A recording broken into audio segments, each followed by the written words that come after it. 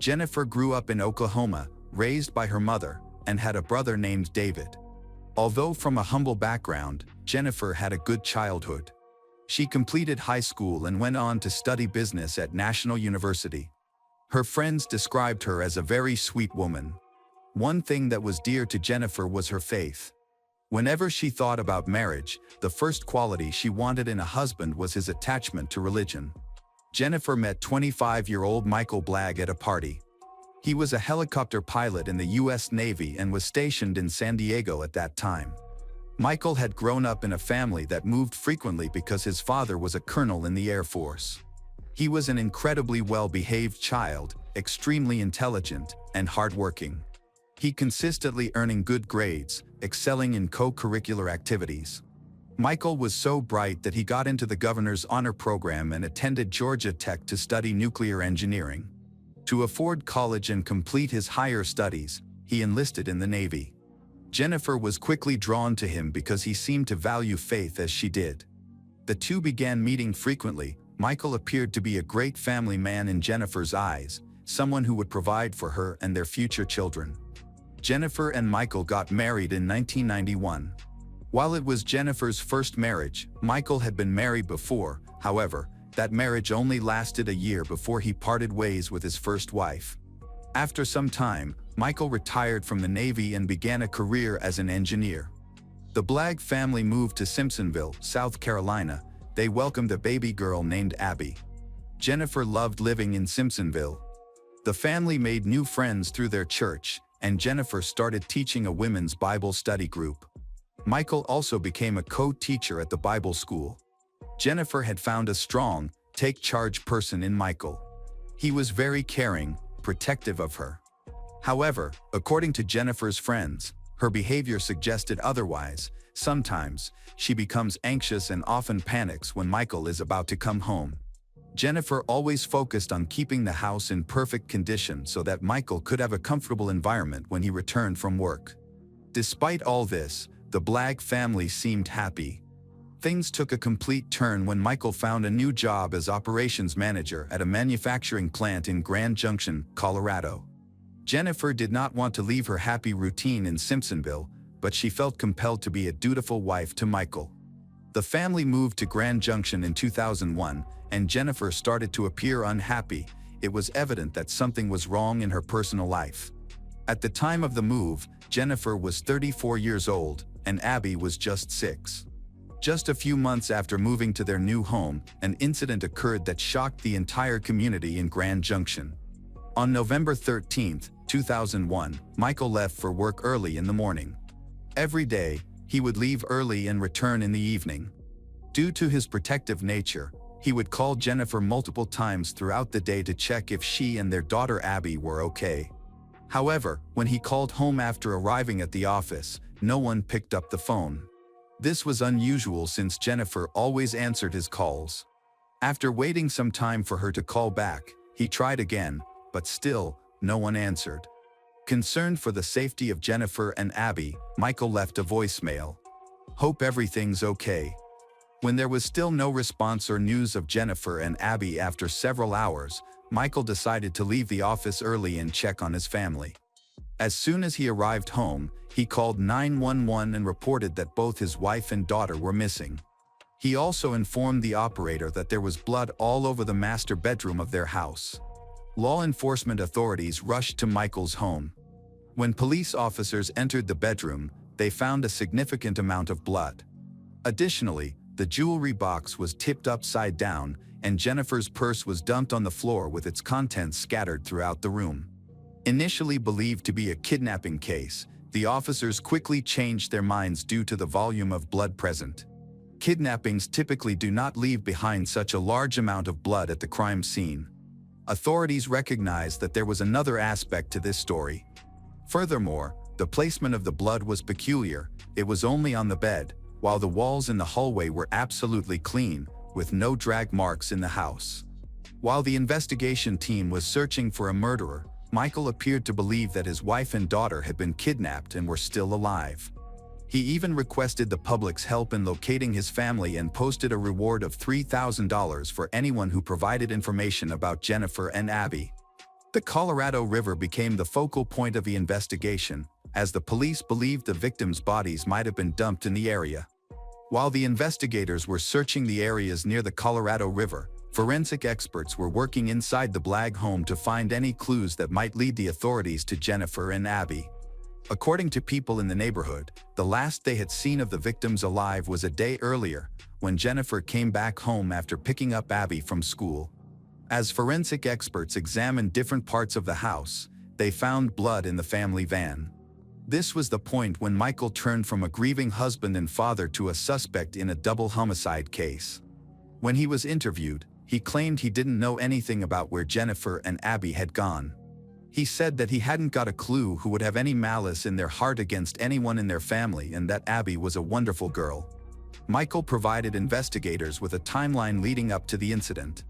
He stated that the night before his family went missing, Abby went to bed at her usual time of 7 p.m., while he and Jennifer stayed up late, as was their custom. Around 8 p.m., Jennifer received a phone call from a friend who invited her to lunch the following day. She accepted and planned to meet her friend before going to bed with Michael around 10 p.m. On the day of the incident, November 13, 2001, Michael woke up at approximately 5:30 a.m. to go to work. He noted that both Jennifer and Abby were still asleep since they typically woke up around 6:30 a.m. Michael usually called Jennifer several times during the day to check on her, and he did the same on November 13th. However, she did not answer his calls. At first, he did not think much of it, but after a few hours, he became concerned and returned home, only to find that both his wife and daughter were missing. It was evident to someone that November 13th would be an unusual day for Jennifer and Abby, as Abby's school received a call on November 12th. The caller informed the school administration that Abby would not be attending classes the next day. While the school did not know who made the call, they recorded that Abby was expected to be absent on November 13th. In addition to the previously mentioned voice notes, more were discovered. One of them included the message in which the sender greeted his bride and expressed hope that she was out enjoying herself and doing exciting things. As the investigation expanded, the officers began to strongly suspect that Michael had something to do with the disappearance of Jennifer and Abby. Michael, on the other hand, constantly denied this, even criticized the police for considering him a suspect in the case.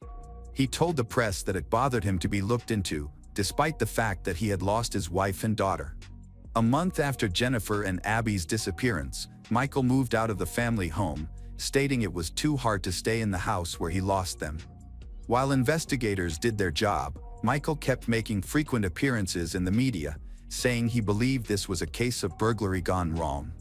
Michael even bought Christmas presents for Jennifer and Abby, told everyone he hoped they would be home soon to open them.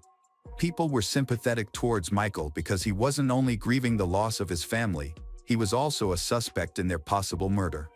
However, police and some of Jennifer's friends believed Michael had something to do with his wife and daughter's disappearance. As time passed, the suspicion grew stronger due to new evidence and witness testimonies, yet Michael maintained his innocence. Initially, he denied having any fight with Jennifer before she and Abby disappeared, but investigators later found a note in which Michael apologized to Jennifer for letting the devil get a foothold in their lives. However, that wasn't as strange as the discovery of thousands of adult images in the Blagg home. When questioned about them, he claimed Jennifer had downloaded these images because she wanted to be a good wife and serve her husband. One of Jennifer's friends also provided the police with peculiar information. According to her accounts, right before Jennifer and Abby went missing, Jennifer called her and asked if they could visit her, stating that Michael would not be with them. This was unusual for she, who knew the Blagg family always traveled together. In February 2002, Michael was caught stealing a shredder and a table from his office. He was brought in for questioning about the theft. While answering questions from investigators, Michael kept asking about the possible penalties for murder. This behavior was particularly strange coming from someone whose wife and daughter had disappeared a few months prior. Investigators compiled all their information on Michael and tried to crack him under questioning. One day, when the officers rang Michael's bell, no one answered the door. They could hear the sound of running water coming from inside the house, but no one responded to the knocks on the door. Suspecting something was wrong, the police kicked the door open. When they entered the bathroom, they found Michael lying in the bathtub with his wrists cut. There was also a photo of Jennifer and Abby with him, along with a note saying that he didn't kill his wife or daughter. He was quickly taken to the hospital and given medical care. Due to the harsh winters in Colorado, the search operation was halted until spring. After the initial attempts, the search resumed in April. Investigators marked a 45-kilometer radius for the search operation, but they couldn't find any clues regarding the bodies of Jennifer or Abby. In the meantime, one of Michael's co-workers called the police and shared an important tip. On the day of Jennifer and Abby's disappearance, Michael's colleague saw him taking the trash out at work. Michael was pushing a pallet jack with 2 large cardboard boxes, which he discarded on the loading dock that led to the trash compactor. The co-worker, unaware of the contents of the trash, even asked Michael if he needed any help discarding it. A person discarding normal trash would have said yes, but Michael Black immediately declined the offer. It was unusual for someone working as an engineer in the company to have anything to do with trash handling. This was an important lead that could take the authorities to Jennifer and Abby's bodies. The first task was locating the landfill where Michael's firm was dumping their trash. Once the landfill site was tracked, the most challenging aspect remained, locating the possible areas in the landfill where trash from Michael's company might have ended up. When this development was revealed to the public, a normal person would have been happy that the case of his wife and daughter's disappearance was nearing closure. However, Michael did exactly the opposite and left the state. It was particularly strange that Michael never shared his plans or his whereabouts with anyone, including the police. Nearly 7 months after Michael's wife and daughter went missing, the authorities finally discovered what they had been searching for. On June 5, 2002, after weeks of searching, they located Jennifer's body in a landfill, wrapped in a red and black tent. The body was unwrapped, cleaned, and sent for an autopsy. The results of the autopsy shocked everyone, including Jennifer's family and friends. She had been shot in the left eye, with the bullet still lodged in her skull. The report indicated she was killed while sleeping, as investigators found a retainer in her mouth that she only wore at night. After discovering Jennifer's body, investigators suspected that Abby's body was also in the same landfill. They intensified their search efforts to find Abby's remains, but despite 7 weeks of searching, sifted through approximately 7,000 tons of trash, the police could not locate her. Michael Black was in custody. The police had a strong reason to arrest Michael, but they faced a challenge: no one knew his whereabouts. After some investigation, they discovered that Michael's mother lived in Georgia, leading them to believe he might be hiding with her. This suspicion turned out to be correct. When the police searched her house, they found Michael there. He was quickly arrested and transported back to Colorado to face charges for the murders of his wife and daughter. This was the first time the public learned that the man pretending to be a grieving husband and father was actually his family's murderer. At this point, Michael's first wife also spoke out in the media, claiming he was a normal person who had never abused her during their marriage. However, as the investigation continued, it became clear that the Black family's life was not as perfect as it appeared. From the start, Jennifer and Michael frequently argued.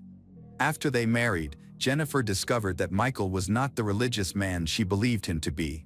He attended parties, which Jennifer disapproved of due to her religious values. Despite her repeated requests for him to change what she considered unacceptable behavior, Jennifer ultimately told Michael he needed to choose between her and his partying lifestyle. Michael promised Jennifer that he had changed his ways, and their relationship seemed to improve.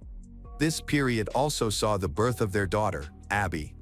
However, Michael's commitment to the Navy meant he was often away, which contributed to Jennifer experiencing postpartum depression after Abby's birth. When Michael left the Navy and took a job teaching Sunday school, Jennifer learned something alarming: he had begun behaving inappropriately with the children. He was sharing his conservative views on sensitive issues like abortion and intimate, which ultimately led to his dismissal. This incident exacerbated the Black family's financial troubles, as they were struggling to sell their previous home. When the house finally sold, they incurred a loss of over $8,000. Jennifer frequently spoke to her friends in Simpsonville about her dissatisfaction with life in Grand Junction. Despite her unhappiness, she expressed a willingness to remain in Colorado to support Michael, as he seemed content with his job. Meanwhile, as the police sought to uncover the motive behind Michael's alleged murders, a legal firm employee came forward and revealed that Jennifer had visited their office just days before she went missing. She was visibly upset and wanted to consult an attorney. It was later revealed that Jennifer was a victim of abuse at the hands of Michael and was seeking a divorce. Investigators examining Michael's computer discovered that he regularly used an escort service. Interviews with the escort service employees revealed that Michael often visited for massages from topless women. When questioned, Michael claimed that his wife was aware of this because they were having intimate issues, and he went to the massage center for research. However, it was later revealed that Michael had a strong addiction to adult movies and had coerced Jennifer into watching it with him. This explained why Jennifer wanted to separate from Michael. Her diary indicated she was very religious, continually praying and trying to strengthen her relationship with God. Additionally, investigators found a note in one of Jennifer's books where she described a recent argument with her husband. The evidence and testimonies against Michael clearly indicated that he was abusive and pressured Jennifer into unwanted situations. When she resisted, he decided to kill her to hide his secret life and addictions. This also shed light on the disappearance of Abby. Investigators believed she may have witnessed her father's murder of her mother, leading Michael to kill her as well. Due to insufficient evidence linking Michael to the murders of Jennifer and Abby, the prosecution opted not to pursue the death penalty. Michael was granted bail and allowed to live with his mother while he awaited trial. In March 2004, his trial began, and he faced charges of first-degree murder. The prosecution argued that Michael killed his wife because she wanted a divorce. Afterward, he wrapped the bodies of his wife, Jennifer, and their daughter, Abby, and took them to his workplace, where he discarded them. He then acted as if nothing had happened, calling home multiple times and leaving voicemails to give the impression that he was completely unaware of the situation. On November 13th, he called the police, claiming it was a case of home invasion. Jennifer's mother, Marilyn Conway, testified that Jennifer had abused her daughter multiple times during their marriage, including an incident where he choked her while intoxicated. The defense attorney claimed that an intruder broke into their home, killed Jennifer and Abby when they tried to resist. Throughout the trial, Michael insisted he was innocent and not involved in the murders of his wife and daughter. On April 16, 2004, a jury convicted Michael Blagg of murdering his wife, sentencing him to life in prison without parole. However, 10 years later, the conviction was overturned because one of the jurors had falsely reported their history of domestic violence on the juror questionnaire. This led to Michael being granted a retrial, but the Colorado Supreme Court issued an emergency stay to keep him in prison while he awaited the new trial. Michael Blagg's retrial commenced in February 2018, during which his lawyers presented new evidence in hopes of proving his innocence. They also challenged the investigative methods used in the original case. Despite these efforts, Michael was again found guilty of killing his wife and received the same life sentence as before, concluding this tragic case. Abby's body was never found, so Michael was not convicted of any crime related to Abby due to lack of evidence. Hello, crime enthusiasts, are you ready for another chilling investigation? The case of Monica McCarrick. Tori and her twin sister Lily Ball were born in September 2007 to parents Monica McCarrick and Michael Ball, who lived in San Diego, California. Their relationship was difficult from the start, partly due to their 10-year age gap. Monica struggled with substance abuse, which often led to her run-ins with the police. In 2006, she was arrested for domestic violence and given probation, but her aggressive behavior continued, eventually leading to the couple's divorce. Following the split, Michael filed for custody of the twins in 2009. Monica's life took a new turn. She began dating Robert Paulson, her first love. They had been friends for over 10 years, and their long-distance relationship began on Thanksgiving Day 2009 when Monica discovered her ex's social media page and contacted him. They began communicating as friends. However, Robert was in a relationship with another girl named Jill. In April 2010, a tragic event occurred when Jill took her own life with Robert's gun. Robert had a passion for guns and owned a collection that included a samurai sword and an agile rifle. After this heartbreaking incident, Monica supported Robert through his grief and they became closer, eventually starting a romantic relationship. In May 2010, Monica and the children moved to Pennsylvania. Their romance progressed quickly, leading to their engagement just days later. Monica was very happy during this time. She became a devoted mother, worked as a manager at a dental office, and pursued further education. Robert was also happy, and it seemed like their lives were improving. Unfortunately, this story would not have a happy ending. In August 2010, Monica and Robert moved to California while still planning their wedding. They rented an apartment in a residential area in Fairfield. Monica was looking for a school for her daughters and had obtained her license to practice dentistry. Robert supported her and admired her dedication as a mother to ensuring a good future for her daughters. He appreciated her calm demeanor. Robert worked for a film crew, which required him to travel for filming, resulting in him being absent for long periods of time. On September 9, 2010, just a month after moving to California, Robert was called away on a long business trip to film a movie in Minnesota. This left him with no choice but to leave, which upset Monica. She was not ready to let him go, as she still had unresolved issues from the move and wanted to improve their life together. Monica nevertheless agreed to let Robert go on the business trip. At first, everything seemed fine, but about 3 weeks after he left, Robert began to notice that Monica's behavior had changed significantly. She began to act very strangely. Monica discovers a script written by Robert that depicts a horror story about a man who chases children down a beach, ultimately leading to their deaths. Monica understands that the script is about her family and fears for her children's safety. However, Robert denied all of this. Robert insisted that it was a work of fiction related to his work. Throughout Robert's business trip, Monica frequently brought up her concerns in conversation. Eventually, she began to claim that Robert's previous girlfriend had died because of him. Monica suspected that Robert was involved with another woman at the time and believed that his affair contributed to his ex-girlfriend's tragic decision. Robert spent hours on the phone and texting Monica to calm her down. Unfortunately, this only worked for a short time before she began to express new suspicions. People who came into contact with her during this time noticed her paranoid behavior. Monica wanted Robert to stay home and objected to his long business trips. Robert reassured her that his trip to Minnesota would be over soon and that she was eagerly awaiting his return. On the day before his return, Robert's manager informed him that he would need to stay in Alaska for another 5 to 10 days to finish filming, as they had found the ideal location for some of the missing scenes. When he shared this news with Monica, she became extremely upset. She tried her best to convince him to return home with her and the children, saying that she could not handle the situation on her own. Although she pleaded for help, Robert felt helpless and asked her to be patient a little longer.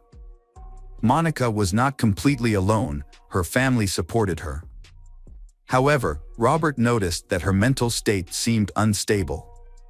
Her friends, who remained in contact with her during this time, often mentioned this in their conversations. On September 25, Monica contacted her friend Regina, expressing that she feared for her life. Monica truly believed that Robert and his mother might harm her. She asked Regina to contact the police if anything happened to her. That same day, Monica contacted her friend Maritza to express her concerns about Robert and his family. She stressed that she felt unsafe and feared for the safety of her children. Maritza called her to discuss the matter further. During the conversation, Monica shared that her suspicions were related to a script Robert had written that depicted a murder involving a woman and her children. Maritza reassured Monica, and for a moment things seemed to calm down, but the calm did not last long. Maritza received another alarming text message 3 days later, on September 29th. In this message, Monica claimed that someone wanted to kidnap her children and harm her. She also contacted another friend, Pamela, expressing her fear that Robert intended to harm her. Monica was genuinely afraid for her safety, but she also hoped that her fears were paranoid. She stressed that if she or her children went missing, it was important to contact the police and hold Robert accountable. Unfortunately, Pamela was unable to visit Monica this time because she was in another city visiting her mother. The conversation ended with Monica declaring her intention to go to the police to prove Robert's involvement in the murder of his ex-girlfriend, Jill. However, many of her text messages were inconsistent. She expressed stress about raising her children, feeling overwhelmed by having to deal with the problems on her own. This confused the Pamela, who knew that Robert worked hard to provide for the family. At the same time, Monica often mentioned her desire to be free, to relax, and to enjoy herself. Michael often took the Tori and Lily out, giving Monica a chance to relax. She also had many friends and family to lean on. Not everyone was able to respond immediately to Monica when a problem arose, but they were able to reach her within a few hours to offer their support. They constantly help her. Friends and acquaintances noted that in Pennsylvania, Monica was much calmer and handled everyday problems well, even when she was alone. However, when she moved to California, where all her relatives and friends lived, she became panicky about Robert's absence. From September 29th to October 4th, 2010, Monica and her children traveled to San Diego to visit their mother. During this visit, she shared a script written by Robert, which frightened her. She was also concerned about the many weapons stored in the home. She feared that Robert intended to harm them with these weapons and discussed her concerns with her mother. Monica was clearly nervous and anxious about her upcoming wedding. However, after she and her daughters went shopping for wedding dresses, her mood changed. Monica seemed happy and excited, taking many pictures of the dress she had chosen and sending them to friends and family, including one to her grandmother, Terry Faye. They had a close relationship, with her grandmother visiting regularly and supporting her. On October 11th, Monica called her grandmother Terry again and expressed her fear of losing her daughter and her concerns for her own safety. However, during this call, Terry noticed that Monica's behavior was unusual. Monica's situation is confusing. She has moved across the country in search of a better life, hoping to be closer to her family. Her goal is to marry Robert and build a life with him and their children. However, she frequently expresses fears for her safety, especially around Robert. Despite her fear of Robert, she pursues the marriage. Meanwhile, Michael is fighting for custody of their twins. Robert's mother, Roxanne, became increasingly concerned about Monica. While her son was away, she noticed that Monica was losing control. Monica handled things well at first, but as time went on, her instability became more apparent. Roxanne often takes Tori and Lily for walks, giving Monica time to rest.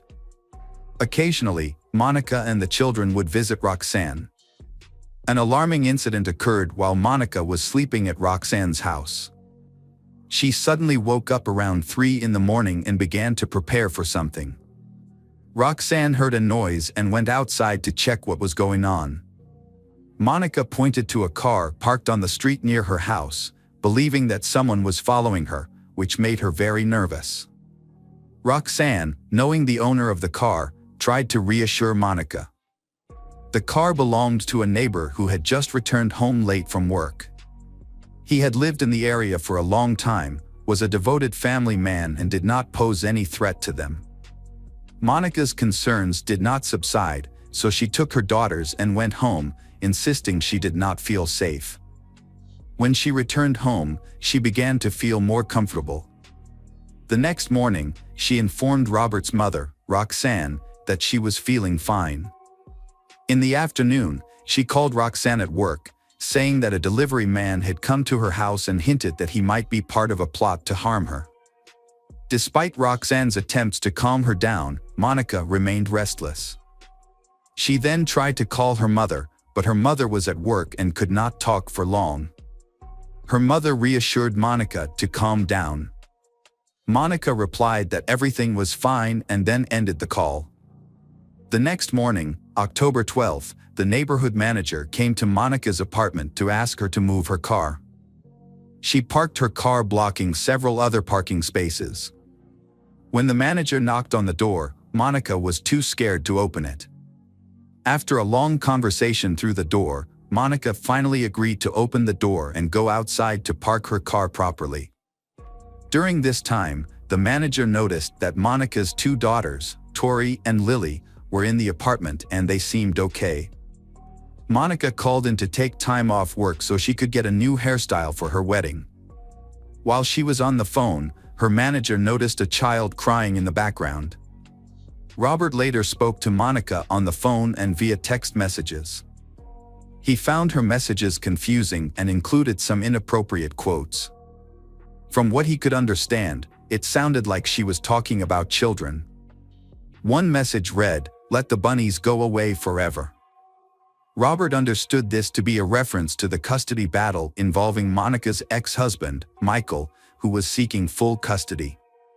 It was likely that the court would award custody to Michael, which would mean that Lily and Tori could be separated from Monica.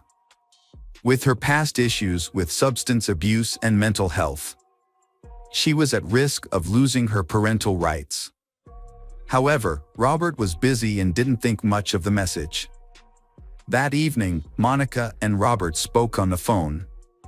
Monica was very difficult to understand, speaking very quickly and seeming to move around her apartment, with a lot of background noise. She hung up several times but called back immediately. She insisted that whatever had happened should be considered an accident. It was unclear what she meant, but her tone was very disturbing. Monica also mentioned that she had planned to start a fire with her children. Suddenly, the fire alarm went off, and he heard Monica scream before the call abruptly ended. Worried, Robert kept calling Monica, but no one answered. Worried, he contacted the police to check on her. It felt like a horrible nightmare, but he had no idea that the situation was much more horrifying than he could have imagined. Monica fed Tori and Lily and tied them to high chairs. She then took a samurai sword from the wall in Robert's office and began to violently attack the children. Within minutes, Monica had killed Tori and Lily and used their bodies to barricade the apartment door before setting the apartment on fire. The neighbors only heard the children's short cries and some noises, which did not arouse any suspicion. When the fire alarm rang, it was too late. The downstairs neighbor noticed smoke coming from the apartment above and called the police. After calling, he quickly ran upstairs and broke down the door, but it wouldn't open. He then tried to enter through the sliding window of the third-floor apartment. Luckily, he was able to reach the window and get in. The room was filled with thick smoke, making it difficult to see. When the neighbor entered the area where the tragic incident with the children took place, the entire floor was covered in blood, and there was a sword and a medicine bottle on the ground, which could have been the murder weapon. Unfortunately, it was too late to save Tori and Lily. When police arrived, they were unable to enter the home immediately because the children's bodies were blocking the front door. After some struggle, they were able to get inside. The entire apartment was filled with smoke, and the fire was in the pantry next to the front door. After the fire was extinguished and the smoke cleared, the rescue team discovered the children's bodies. They also found Monica, who was unconscious and had suffered multiple serious injuries that appeared to be self-inflicted. Monica was rushed to the medical center in critical condition. Her injuries included lacerations to her neck and hands, several severed fingers, and severed tendons. Both ankles were injured, and there was a deep wound to her thigh. During a search of the apartment, police found several weapons, including a loaded rifle, a shotgun, and a loaded pistol. A significant amount of live ammunition was discovered in the hallway, along with a sword and a lighter that Monica used to start a fire in the pantry. 2 high chairs, which were overturned and covered in blood, indicated that the children were eating when the murder occurred, as trays with plates and food were found scattered on the floor. A laptop displaying cartoons was in front of them. The kitchen table was also smeared with blood, suggesting that there was an attempt to clean it hurriedly. Additionally, a thrilling novel by James Patterson about a serial killer was opened to a page that read, "My daughter died." During the analysis of the vial, forensic experts found no dangerous or powerful drugs. During the autopsy, they discovered multiple injuries on Tori and Lily. Tori had 11 cuts on her face and deep wounds on the front of her neck. On her chest, there were 9 shallow cuts and 2 stab wounds. One punctured her lung and the other punctured her heart. Lily had multiple injuries, including 5 cuts on her face and neck and 9 cuts on her chest, including one so severe that it nearly severed her head. The sword had severed Lily's larynx and arteries. The children's arms were the most injured, suggesting the twins had attempted to defend themselves. None of the girls inhaled smoke from the fire, indicating that they were already dead when the fire started, as there was no soot in their lungs. The brutality of their murders shocked all the experts involved in the case. Shortly after being released from the hospital, 27-year-old Monica was arrested and charged with 2 counts of premeditated murder, arson, attempting to destroy evidence, and obstructing the investigation. Confined to a wheelchair and covered in bandages, she appeared in court on October 26, 2010, where she did not plead guilty. Monica argued that her crime was a result of insanity, leading to her being sent for a psychiatric evaluation from October 2010 to June 2011. A prison psychiatrist met with her more than 10 times, spending around 20 hours in discussions, conducting various psychological tests, reviewing her medical records, and speaking with her family members. The psychiatrist found that when Monica was 14, she had displayed similar self-harming behaviors. At that time, she was diagnosed with a type of attention deficit disorder and prescribed medication to manage it. However, she did not complete her treatment and later began abusing illegal drugs, which resulted in her developing bipolar disorder. The Monica stated that she started drinking alcohol at 12 and began using marijuana at 14, which ultimately led to her becoming addicted to illegal drugs by 18. From 2003 to 2005, she was diagnosed with depression while living in San Diego and received professional psychiatric treatment. After Robert went on a business trip, she relapsed and used drugs throughout September and October 2010. Monica reported experiencing paranoid thoughts, common in heavy users. She confessed to her psychiatrist that she had been heavily intoxicated in the 4 days before the crime. Monica often told her doctor that her addiction made it difficult for her to communicate with her children. As a result, she often tried to stay away from them, sometimes leaving them with strangers. She called her loved ones several times, seeking their help, and they tried to support her. However, the psychiatrist revealed that Monica's problems were not only due to illegal drugs. In the days leading up to the tragic event, she experienced delusions, paranoia, and feelings of being persecuted. She believed that Robert and his mother were planning to kidnap her daughters and torture them, a fear that was heightened by a story Robert wrote. In prison, she told a psychiatrist that she had read in a book the exact time that the attackers would arrive to try to enslave her daughter. The psychiatrist recognized this as a symptom known as reference ideas, in which the patient believes that ordinary events contain hidden messages. Monica was convinced that certain events were destined to happen.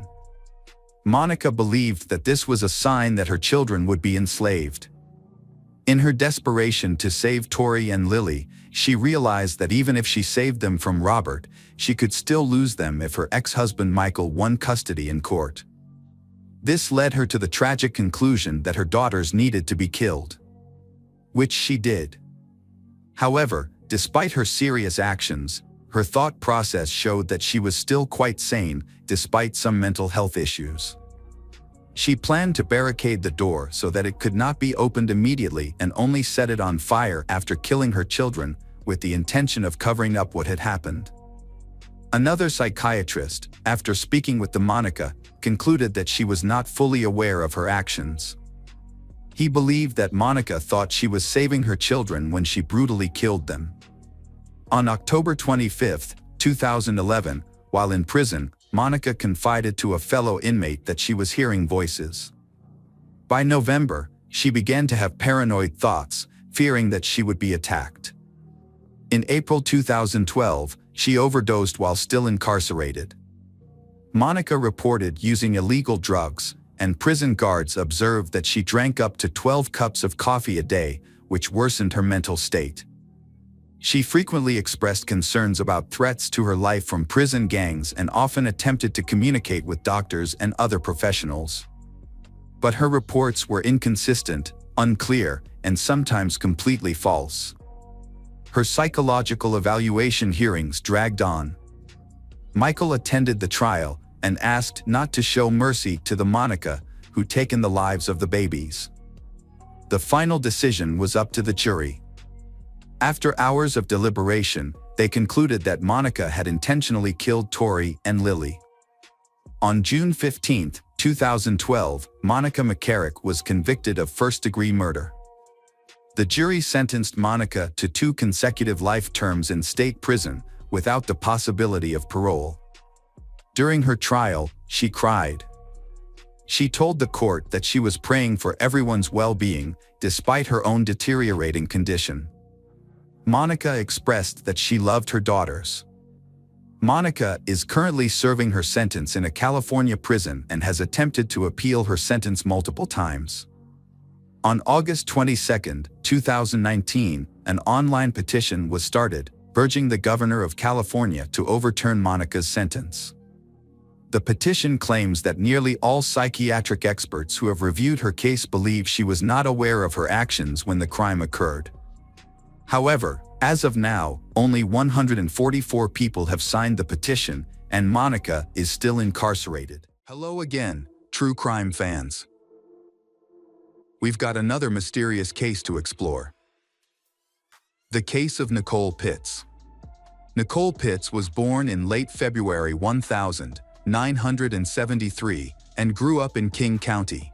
She attended Eastern Washington College. Every summer, her family traveled to Seattle and spent much of their time at Lake Samash. Nicole had a close relationship with her mother, Gail, and had a good relationship with her father, Rod. In the 1990s, while working at a fitness club, she met her future husband, David. Their relationship quickly developed into a romantic relationship. After spending some time together, they married in 2002 in Maui, Hawaii. In 2005, the couple bought a condominium in Linwood, Washington, a place where they could enjoy their time together. At that time, Linwood was a quiet town with a population of fewer than 40,000 people. It featured narrow streets and many bars and restaurants, similar to their previous home. The young family quickly fell in love with the area. Nicole was outgoing and made friends easily. Within days of moving in, she had made many new friends. She is an animal lover and often walks her dog around the neighborhood or relaxes at home with her 2 cats. She cares for them as if they were her own children. Nicole's career was going well. After finishing school, she worked at a fitness club for a while, before becoming a corporate manager at a mobile phone company. She lived close to where she worked. Nicole was an important member of the team because she easily connected with her colleagues and helped them solve problems. However, she faced challenges from an early age. She was introduced to alcohol as a teenager and eventually became an alcoholic. This started when her parents divorced, which left her feeling lost. Her mother, a flight attendant, was often away on business trips, so Nicole was often left in the care of her elderly grandmother. which led to her hanging out with the wrong crowd. Fortunately, Nicole's parents noticed their daughter's issue early on, and with the support of her family, she was able to overcome her bad habit. They attended Alcoholics Anonymous meetings together, where she received guidance, making her journey easier. However, her alcohol use had lasting effects, resulting in significant health problems. At age 21, Nicole was diagnosed with endometriosis and underwent 3 surgeries. Following these procedures, she was prescribed pain medication to control her chronic pain. By 2006, 32-year-old Nicole had been avoiding alcohol for 8 years. Despite this, she remained an active and valuable member of her Alcoholics Anonymous group. She attended every meeting, viewing them not just as a way to manage her own recovery, but also as an opportunity to support others in their struggles. Nicole understood the challenges of the fight against addiction. From a young age, she had a passion for cooking, which only grew stronger over time. She loved preparing a variety of dishes and often brought her homemade meals to work for her husband, David, who always appreciated her efforts. Nicole was very close to her mother and called her every day. In early 2006, she was excited about her upcoming 33rd birthday. However, just 2 days before her birthday, she unexpectedly missed an Alcoholics Anonymous meeting in nearby Renton, surprising everyone. That night, David returned home late from work and went straight to bed, thinking Nicole would still be home. However, the next morning, he discovered that she had left, and he never saw her again. David tried calling Nicole to check on her, but she didn't answer his calls. He was worried that she might be upset because he hadn't spoken to her at dinner the night before and had gone to bed early from exhaustion. Despite his attempts to contact her, Nicole remained silent, which made him even more worried. He also contacted some of her friends and her mother, but no one had seen her. That evening, when David returned home and Nicole had not returned, he became alarmed. Worried, he decided to go to the sheriff's office, but was told that there was not enough time to classify her as missing.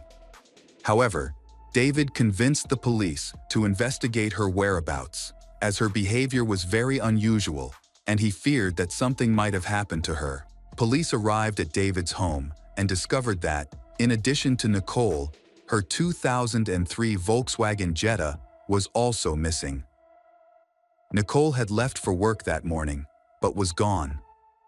Her mother became concerned about Nicole's disappearance, especially since she had not received any calls from her daughter all day, which worried her. After police confirmed that no one had seen Nicole since she went missing, they began searching for her that same day. The family of the Nicole booked flights to Washington, hoping for the best and wanting to assist in finding their daughter as quickly as possible. Everyone was confused because Nicole was known to be reliable and responsible. She would never have vanished or ignored calls. Even if she couldn't answer right away, she would have called back soon. As her silence continued, her parents and husband grew increasingly worried. Those involved in the search for Nicole sprang into action immediately. Nicole's mother and stepfather went straight to the police upon arriving in the city. Members of the Alcoholics Anonymous Club, who cared deeply for Nicole and wanted to support her family, also joined the search efforts. The club was significant to Nicole, as she never missed a meeting and was set to receive an award for 8 years of sobriety, which she took great pride in. There was no reason for her to leave or abandon everything. Nicole's voicemail was filled with calls from friends and family, but none of them had been able to reach her. Some were concerned that Nicole might have relapsed, despite successfully battling her addiction for years. The police were actively searching for her, searching the surrounding areas of Linwood, but they found nothing. Meanwhile, Nicole's parents took action by creating a website to gather information about Nicole. Many people responded to the family's call for help, but most of the messages were just well wishes, and the little information they received turned out to be false. The search seemed to stall until a new event changed the course of the investigation. On February 7, a local resident was jogging near a wooded area of San Francisco Park, near a small lake. he accidentally discovered a strange object under a raspberry bush. Curious, he approached and was horrified to discover the body of a girl. A nearby witness quickly called the police. The police arrived in time, and acquaintances recognized the body as Nicole's. Forensic experts later confirmed that there was no evidence of rape. After the autopsy in the laboratory, it was proven that the Nicole had received multiple injuries during the beating, but the cause of death was asphyxia. The Nicole had multiple blunt force injuries on her legs, torso, and head, indicating a brutal murder driven by personal hatred. This raised the question, who could have done this? Nicole had no known enemies. The case was changed from a disappearance to a murder investigation. The news of her death was devastating for David and parents. News of her death devastated David and her parents. Police began investigating her bank card transactions to trace her final movements. They discovered that her card was last used on January 30 in a nearby town where she had paid for gas. Police requested video footage from the gas station, suspecting that the killer may have made the purchase instead of Nicole and hoping to identify him in the footage. While police wait for surveillance camera footage, they continue to search for Nicole's car, as it may contain important information for the case. Police reviewed Nicole's identity and social connections, but still found no clues. Nicole was known as one of the friendliest members of her work group and club. She had no enemies. Instead, she was a devoted friend, a loving wife, a caring daughter, and a skilled employee who loved her pets. Nicole even turned her own struggle with alcohol into a positive by supporting others who were trying to get sober, setting an example for them. While the police were searching for the car, her relatives and friends shared information about the missing car and Nicole's situation. They publicly appealed for help, urging people to be aware of the car and avoid touching it. Flyers were distributed that stressed the importance of calling the police immediately if the car was discovered, as the car was linked to Nicole's murder. This prompted local residents to pay attention to Nicole's car. On February 21, 2006, her car was discovered parked near the university. Police quickly seized the car for forensic analysis, hoping to gather evidence to arrest the perpetrator and piece together the events surrounding the tragedy. Inside the car, they discovered a large amount of trash and various items, including books and sports equipment. Police discovered that after Nicole went missing, someone had used her ID and credit cards. Police are investigating the possibility that Nicole's car may have broken down on the way and she was picked up by a stranger and harmed, and the location of her car was unusual because Nicole was supposed to be traveling to another city. The position of the car seat suggested that it had been driven by someone much larger and taller than her. In the lab, experts meticulously measured the seat position to gather clues about a potential suspect. They found DNA evidence inside the car, including hair and a single fingerprint. Police collected DNA and checked. Several patrol officers searched the area where the car was found. They asked anyone nearby if they had seen Nicole's car or who had parked it, but this did not yield any useful information. The police discovered that the car had been parked in the lot since February 10, as an illegal parking ticket from that date was stuck to the windshield. Unfortunately, there were no surveillance cameras available to assist in the investigation. Forensic tests showed that all traces of DNA in her car belonged to Nicole and David. The investigation yielded no new information to solve the case. By early April, there had been no progress. Nicole's parents had offered a $10,000 reward for any information that could lead to the arrest of the perpetrator. During this time, Nicole's mother, Gail, made frequent appearances on various television channels to raise awareness of the case. After a while, Nicole's family had to return to Arizona to work, but they kept in touch with the police who were handling the investigation. Nicole's father, Rod, was heartbroken and frustrated that the investigation was taking so long. Despite their efforts, the investigation continued without any breakthroughs. In September, the case was handed over to an experienced police officer. The new police quickly requested a search warrant for the house of the Nicole, which had not been done before. He aimed to find clues among her belongings, particularly on Nicole's computer. Unfortunately, the house revealed no signs of a crime, no blood or other evidence. The computer also yielded no useful information. Police continued to interview witnesses and acquaintances of Nicole. One of them was Barbara, a friend who had met Nicole at an Alcoholics Anonymous club. They had planned to meet at a coffee shop the evening Nicole went missing, but she never showed up. At first, Barbara thought Nicole was just running late. Then Barbara tried calling Nicole several times that day, but Nicole did not answer any of her calls. During this time, the police still had no clues to the case. Meanwhile, Nicole's parents, Rob and Gail, were at their home in Arizona. Their grief did not subside for a year. Feeling desperate, they decided to hire a private investigator because they were puzzled by the inconsistencies in the case. Nicole had left the house without her wedding ring, which was very unusual for someone who was so proud of her marriage and who would never willingly remove such a meaningful symbol. A private investigator began his investigation, but no leads were found.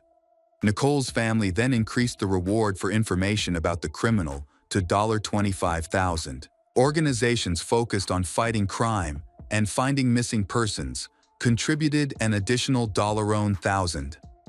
The community remained tense, knowing that a dangerous criminal was still at large, the perpetrator seemingly without a motive, suggesting that he could be a madman ready to strike at any time. The police then requested a search warrant for Nicole's computer, believing it might contain clues about the criminal. In October 2009, the private investigator hired by Nicole's parents was charged with fraud. He falsely claimed to have found evidence in the case, but said he needed money to handle it. Her parents gave him more money. But then the private investigator disappeared and took on another case. As a result, his license was revoked. Nicole's parents no longer have a private investigator and no leads on the identity of the killer. In 2011, 5 years after Nicole's death, the investigation was still ongoing, but no significant updates were made. On March 21, 2012, the final suspect was arrested and revealed to be Nicole's husband, David. By this time, police had enough evidence against him. He was held in custody with bail set at $1 million. The prosecutor noted that the case had progressed significantly due to new technologies that were previously unavailable, especially in the field of forensic science. Police found that David's account of the night before Nicole's disappearance did not seem convincing. Additionally, police noted that only David and Nicole's DNA and fingerprints were found in her car. If strangers had been in the car, their fingerprints would still be there because they had not been erased. If the criminal had tried to erase the fingerprints, there would have been no fingerprints left. The driver's seat was adjusted to fit David's size, and surveillance footage from a gas station captured a person resembling him. After Nicole went missing, he used her cell phone to make multiple calls from various locations around the city. Police believed he was trying to throw the investigation off track. However, modern tracking technology allowed them to pinpoint the exact location of the calls, proving that Nicole could not have been there at the time because she was dead. Notably, both Nicole's and her husband's phones worked in the same areas. Strangulation, the method of murder, usually indicates a personal connection between the killer and the victim. Evidence found at the crime scene indicated that the killer was someone close to Nicole. This is consistent with the fact that she was not sexually assaulted. The medical examiner determined Nicole's time of death. It was found that she was killed at night or early in the morning while still in bed. Her limbs were clean, with no signs of struggle. Forensic experts determined the time of death by examining Nicole's stomach contents. They found that the food Nicole had eaten the night before was still undigested, suggesting that she had been murdered before she got up to go to work the next morning. Although they appeared to be a loving couple, it was clear that this was just a cover, and there were multiple reasons behind the crime. At the time, the family was facing serious financial difficulties. David is quite the party animal. He enjoys drinking and smoking marijuana, which puts a dent in the family budget. Nicole spent a lot of time and effort dealing with her addiction and had been trying to stay sober for years. David was jealous of his wife's strength. He also had affairs, and during the investigation, it was discovered that he had had at least 4 affairs. His lifestyle meant that he often pressured his wife into having sex. He even tried to drug her at a club to convince her, but she refused. This made him angry. He often met women at clubs, which led to sexual encounters. Just days after Nicole went missing, he began seeking new relationships. By the time he was arrested, David had remarried and had a child. This was especially painful for Nicole's parents, as their daughter had always wanted children. But David had no interest in that. Furthermore, David quickly began collecting documents to claim Nicole's life insurance. After gathering all the information, David was called in for questioning. At the police station, he denied any involvement in the murder. When asked to take a lie detector test, he agreed, but the results showed that he had lied. He was eventually arrested and charged with murder, but David firmly denied any involvement in the crime. The trial started in September 2013, 7 years after Nicole passed away. Her family and friends gathered in the courthouse, hoping for justice. The defense lawyer for the David argued that Nicole's death was linked to her relapsed alcohol addiction and possibly a new addiction to prescription drugs. He pointed to an empty pill bottle found during a search of the bathroom as evidence of this. And the defense insisted that all the evidence against David was circumstantial and that the case was based on speculation. Nicole's parents testified in court that David did not participate in the search efforts, did not help distribute flyers, and only pretended to be upset.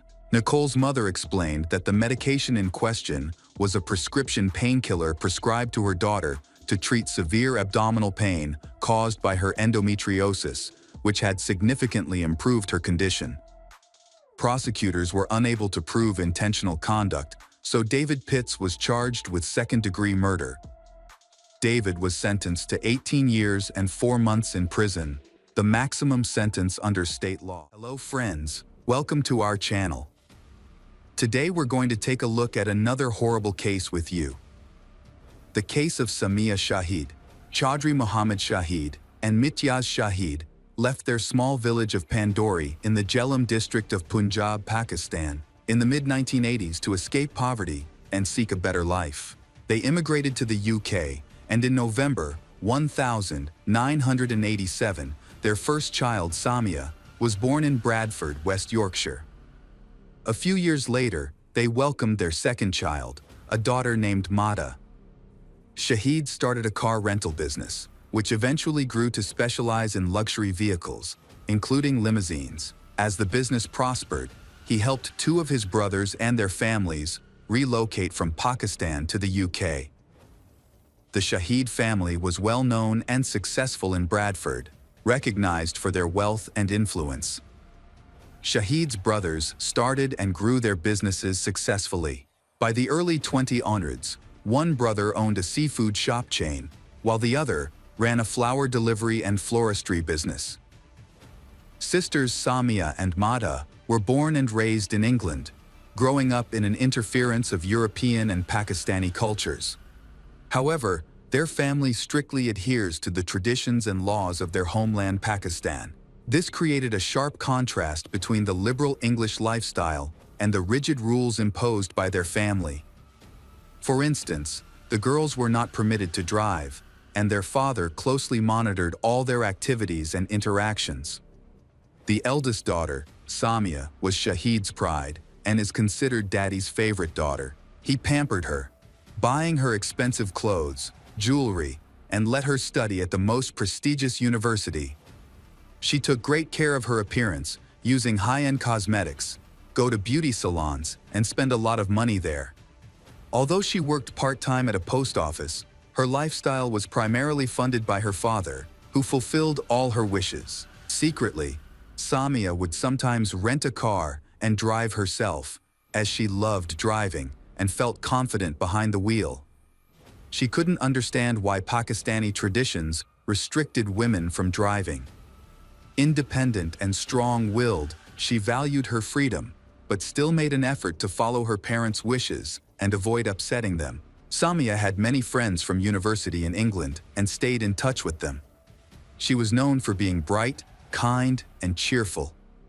Despite leading a life full of love and abundance, and seemingly having everything she could want, but she lacked the freedom to make her own decisions. She always acts according to the opinions of her parents and elder members of the family.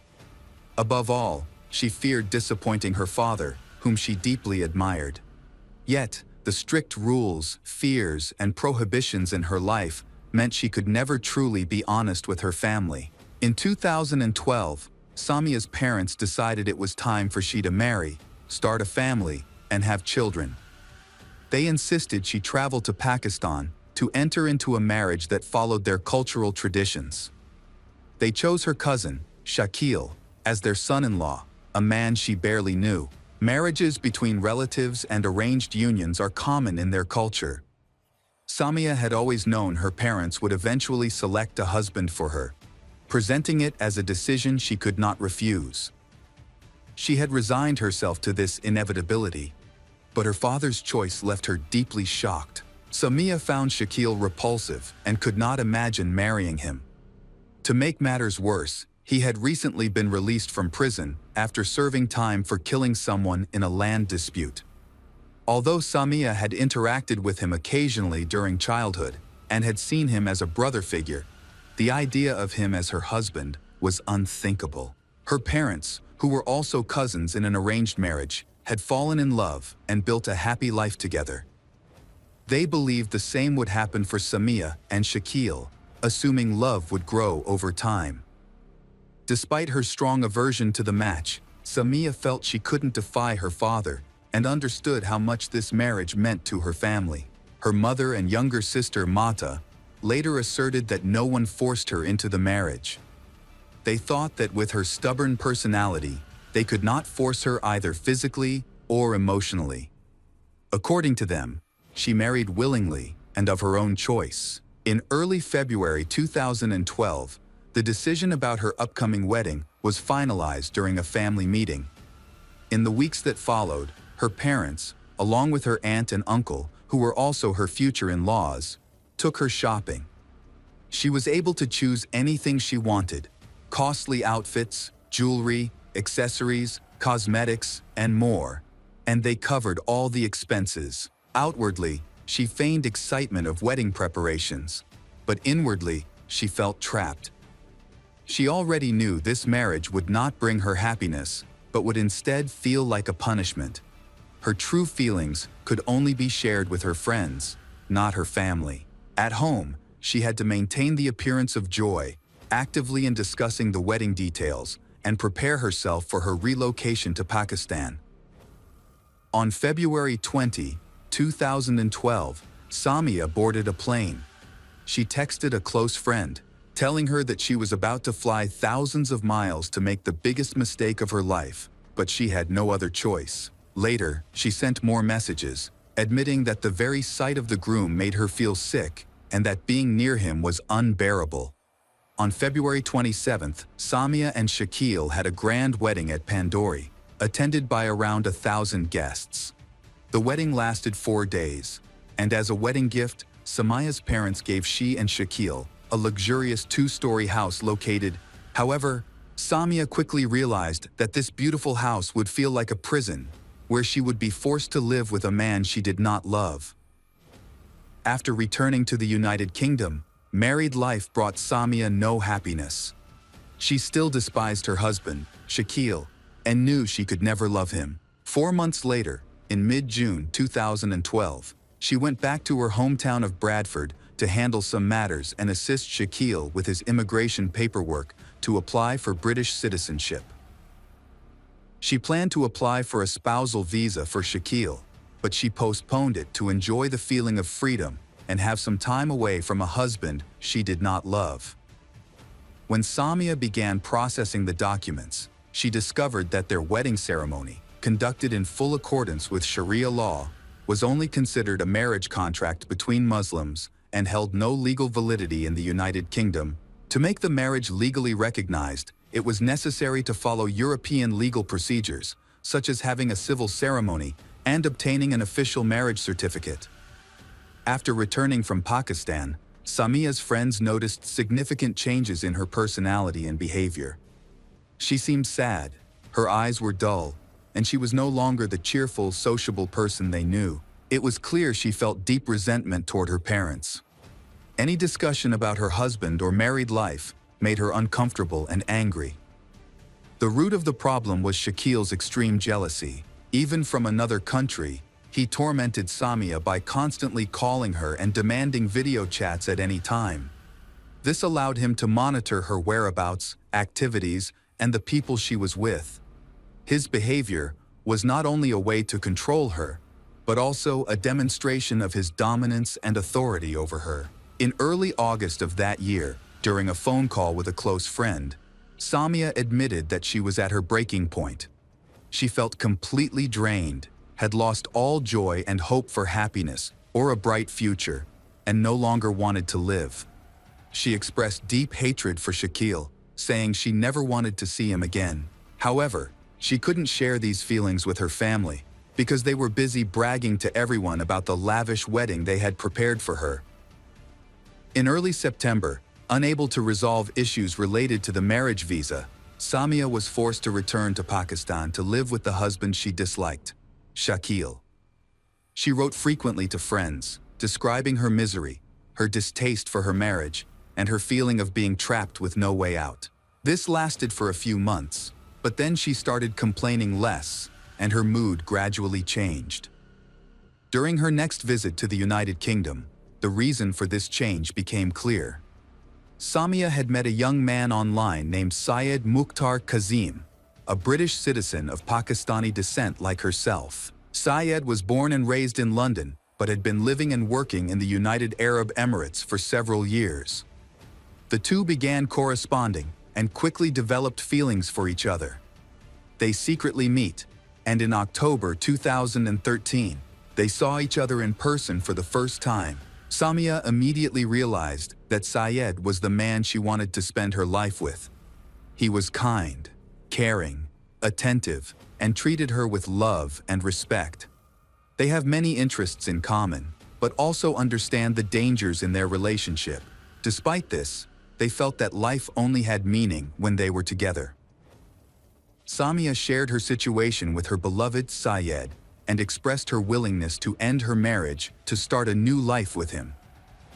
However, she could not get a divorce in a British court because under local law, she was not recognized as married. In the spring of 2014, Samia decided to confront Shakil and asked him for a divorce. He refused rudely, declaring that she would remain his until the end of her life. During another visit to the United Kingdom to see her parents, Samia secretly reached out to a local Islamic Sharia council, explaining that she had been forced into the marriage, which was grounds for annulment. She also converted from Sunni Islam to Shiite Islam, the religion Syed now practices. When the cleric from the council contacted Shakil to hear his perspective on their marriage, he once again refused to cooperate, angrily declaring that he would not consent to a divorce. Afterward, the Islamic Sharia Council of the United Kingdom annulled Samia's marriage, acknowledging that she had been forced into it due to family pressure. Her family was unaware that she had divorced Shakil and was planning to remarry, this time to the man she truly loved, Syed. In September 2014, Samia secretly married Syed. Unlike the previous marriage, this marriage was legally recognized, and they also received a marriage certificate to confirm its legality. The cleric who approved the annulment of her first marriage was also the one who presided over the nikah ceremony. Only a few close friends attended the intimate wedding. Samia and Syed was overjoyed. Samia confided in her friends that she felt like a princess in a fairy tale and could hardly believe her happiness was real. Sadly, this happy moment turned out to be the beginning of a nightmare and eventually led to exile. When her ex-husband, Shakil, demanded that she return to Pakistan, she informed him that she was no longer his wife and presented her new marriage certificate. Enraged, Shakil immediately contacted Samia's father, igniting a major family scandal.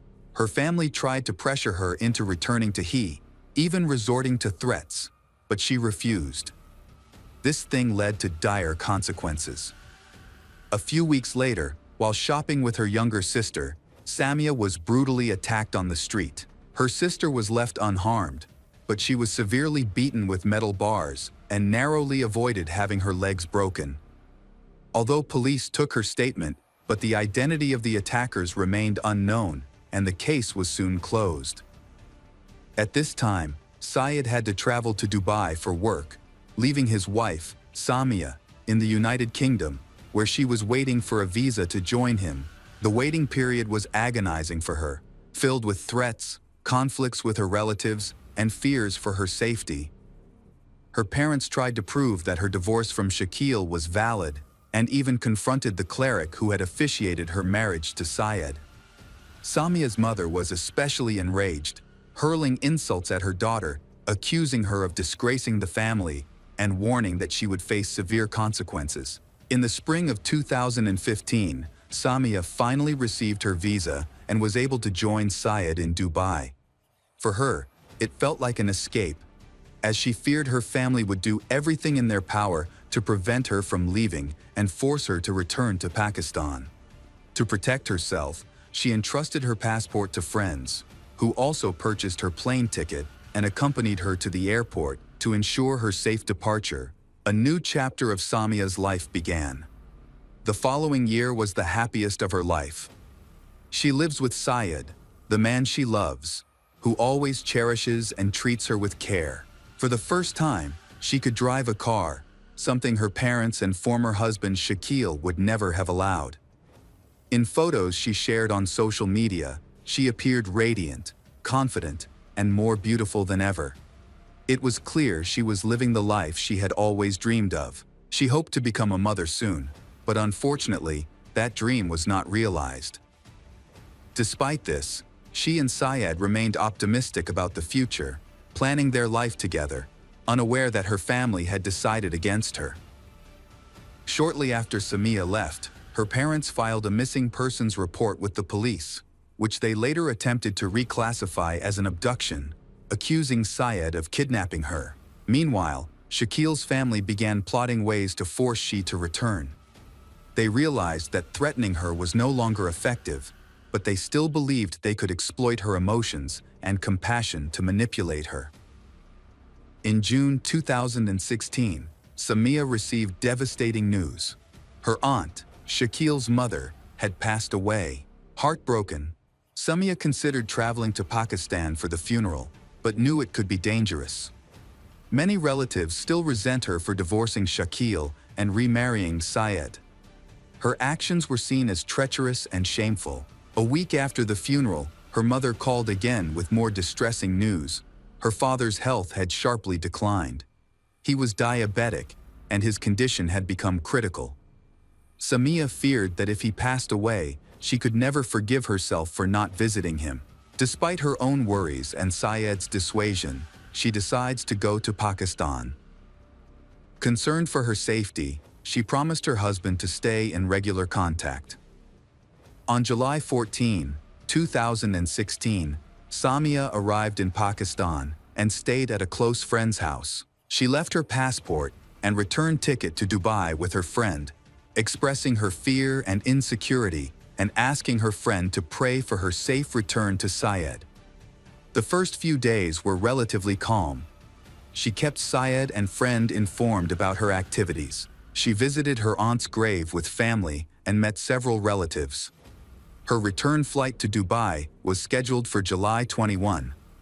However, on July 20, Samia abruptly stopped all communication. On July 20, 2016, a heartbreaking incident occurred when Shahid contacted the police to report the death of his daughter, Samia. Upon arriving at the house where Samia had lived with Shakil, police found her lifeless body at the bottom of the stairs. Sadly, it was too late to save her. They found bruises on her body, which her parents attributed to her falling down the stairs. A small amount of pink foam was flowing from her mouth. Shahid speculated that she might have had a heart condition, causing her to fall and tumble down the stairs. Since no one was home at the time, she did not receive immediate help and passed away. When questioned about Shakil, Shahid explained that he was away on business. The police found no evidence of foul play at the scene and opted not to open a criminal investigation. An autopsy conducted the same day revealed no signs of violence, concluding that her death was due to natural causes. Samia was buried just a few hours after her death. Her sudden departure was not considered suspicious and was not investigated by the authorities, but it had a devastating impact on Syed. When Syed learned of his wife's, Samia's, sudden death from a heart attack, he was in shock and disbelief. According to media reports, she chose to end her life due to depression because she could not have children. However, her family rejected this version. They claimed that she passed out, then fell down the stairs and broke her neck. The investigation revealed bitter truths. Syed quickly flew to Pakistan on the earliest available flight and went directly to the police station, alleging that Samia had been killed by her relatives and Shakil. He detailed the forced marriage she had endured, her subsequent escape, and the threats she had received from her family. This testimony completely changed the development of the case, forcing the authorities to determine this was a criminal act. However, by this time, Samia had already been buried, and the official report still stated she had died of natural causes.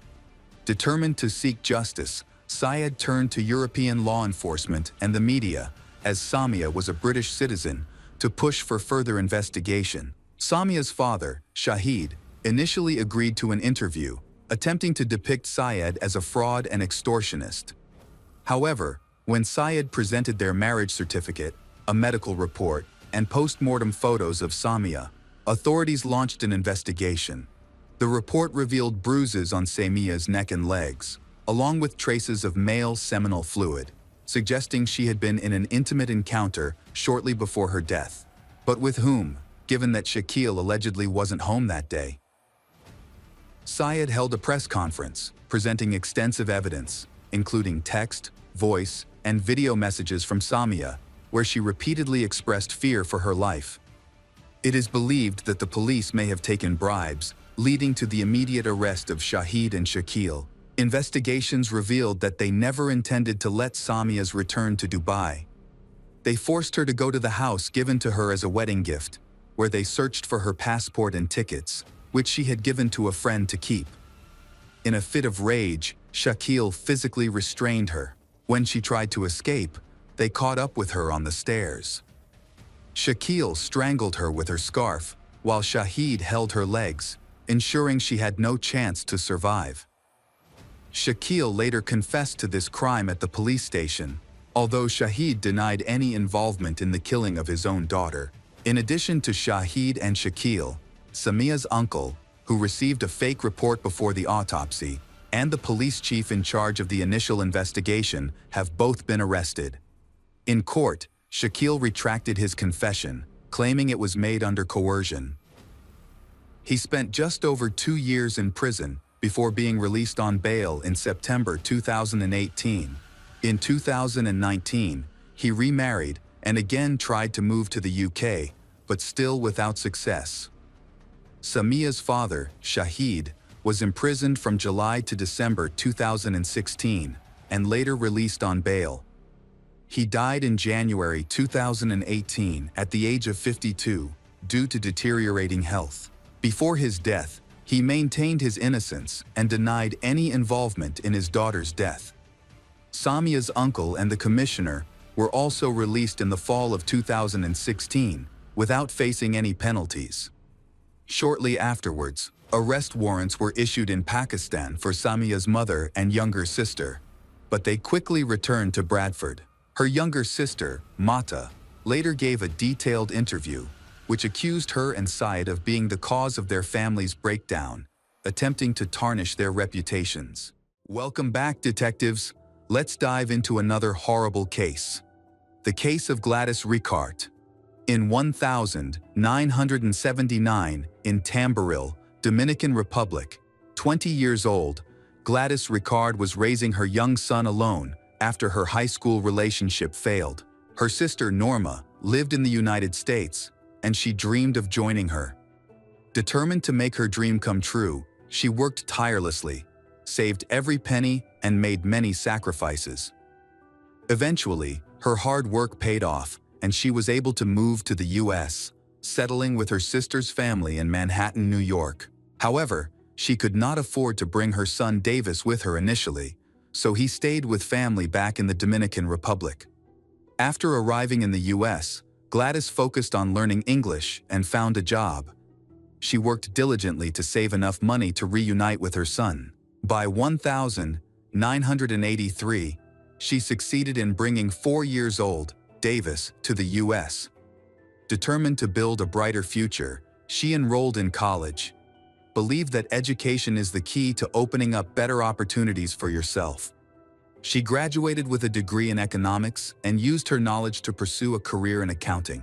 Due to her hard work, she quickly became a top expert and one of the most important employees of the company. Gladys started from the very bottom and worked her way up to become the chief accountant at a large travel agency in the heart of Manhattan. Over time, she improved her English, pursued an education, built a successful career, and saved enough money to buy an apartment. In many ways, she had achieved the American dream. The only thing missing was a family and true love. Despite this, she was cautious when it came to relationships. While it seemed that she prioritized her career over marriage, this was deep down. She longed to meet her soulmate. By 1992, after living in the United States for 10 years, Gladys had a daily routine. She took the subway to work in the morning and returned in the evening to her sister's house. One day on the subway, she met Agustin Garcia.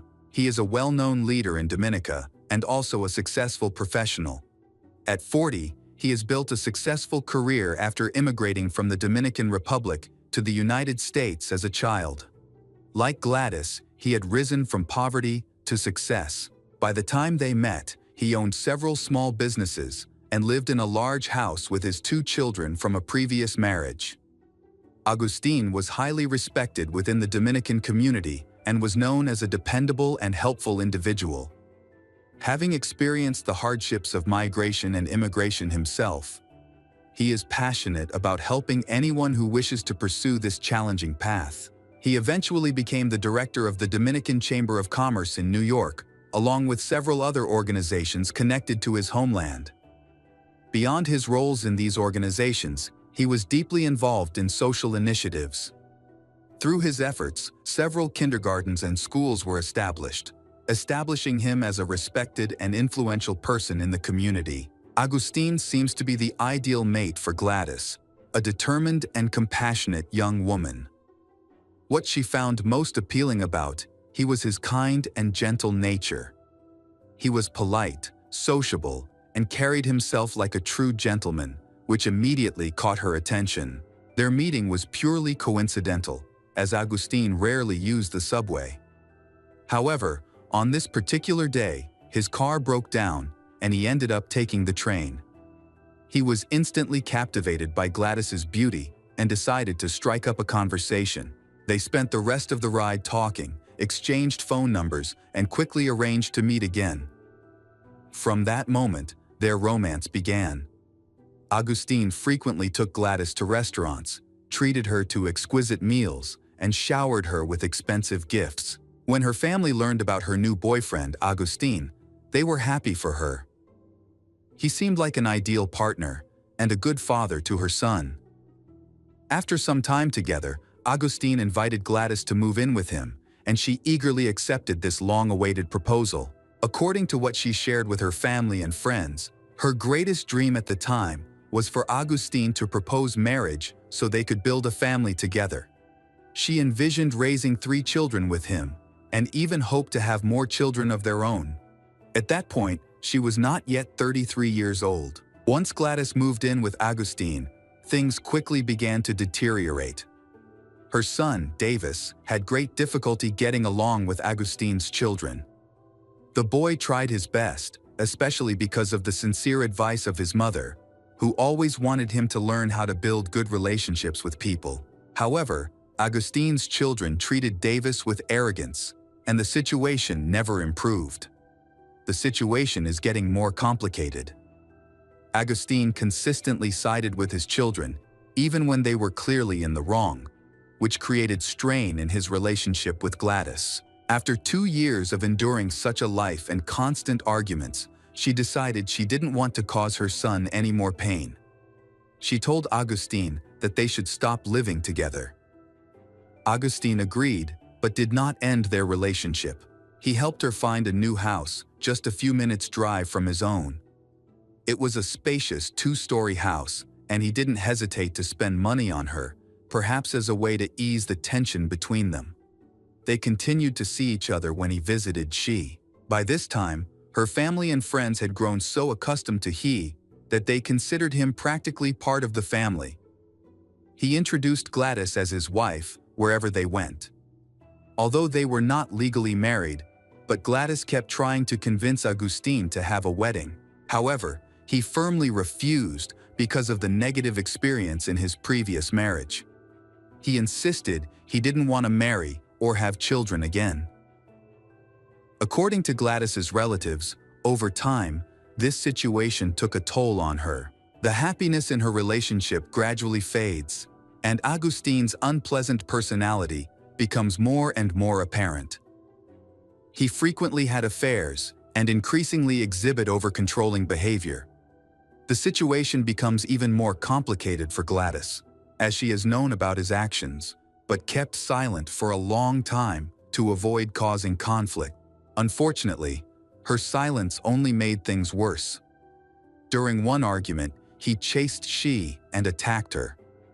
She managed to hide and lock herself in a room, but from that moment, she realized it was time to end the relationship.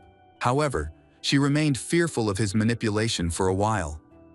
Gladys wanted a solid reason to break up, one that would leave Agustine with no way to argue.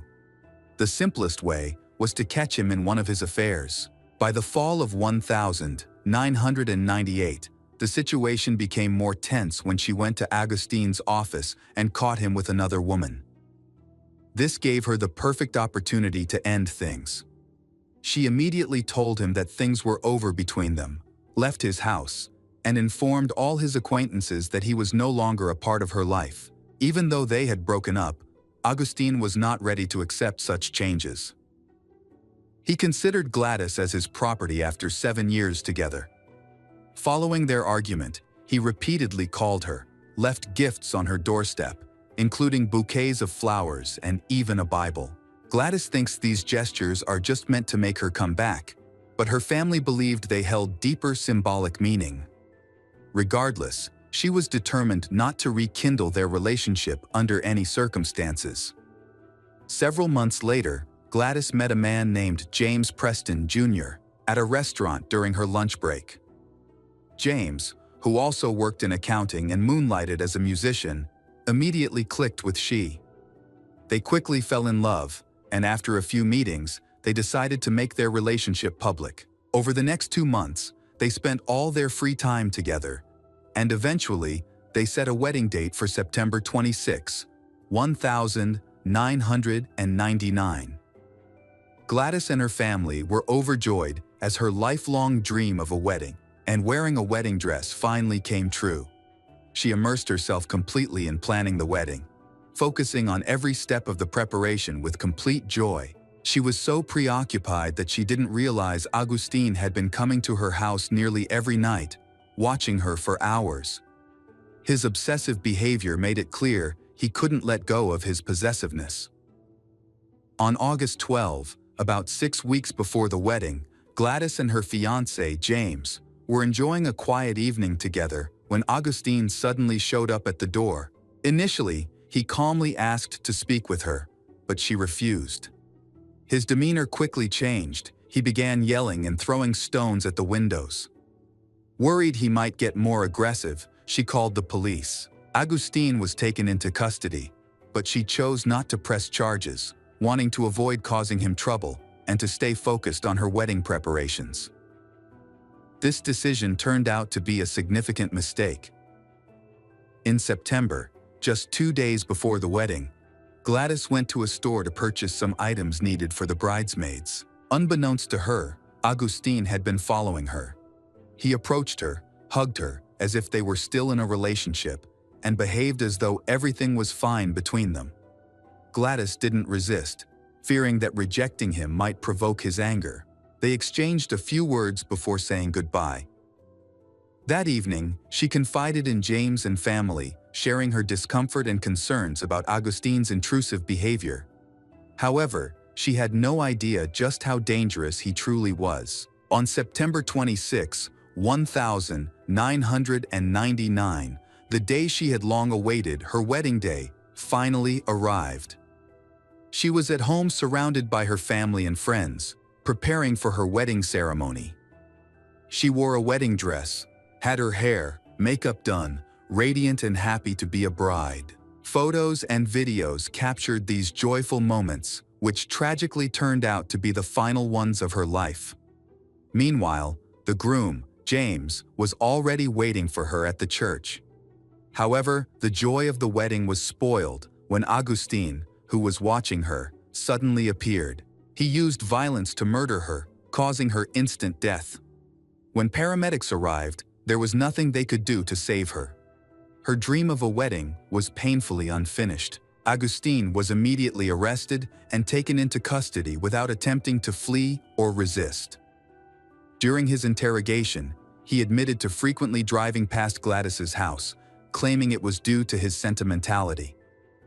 On the morning of September 26, he was surprised to see a crowd of people dressed formally, along with several limousines parked outside her home.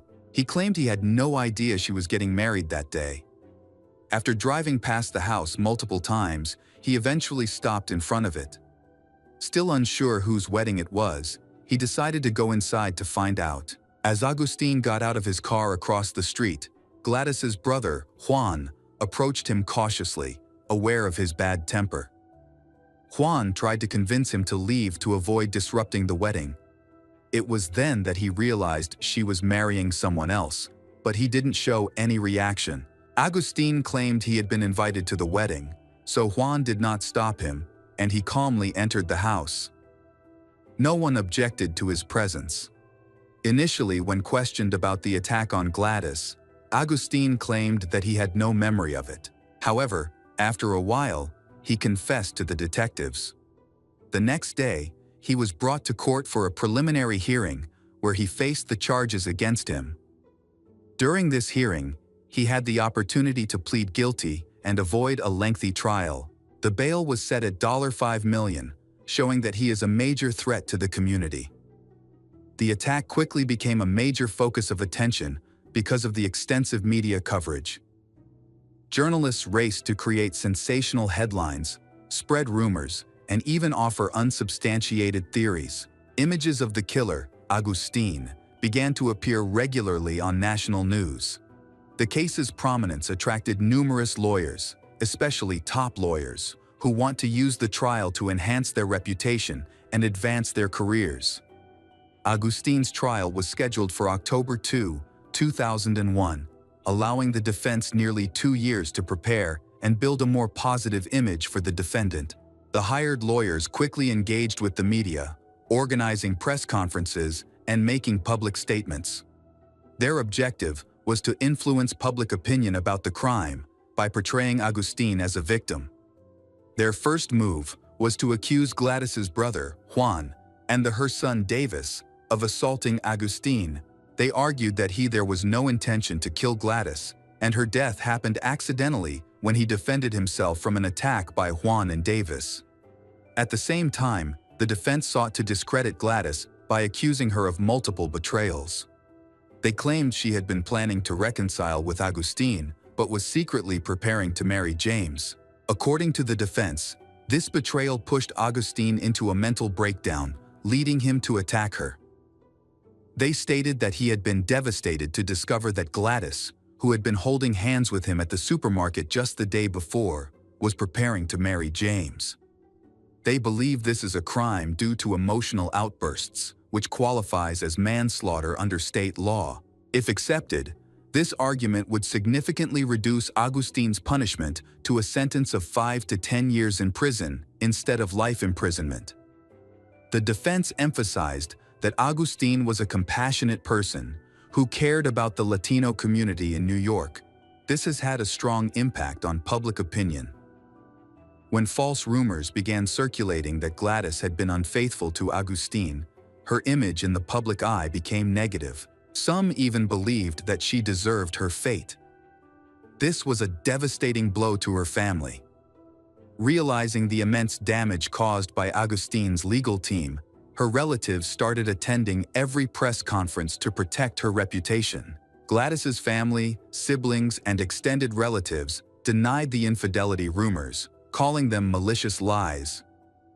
They emphasized that the relationship between she and Agustin had ended long ago and could not be rekindled.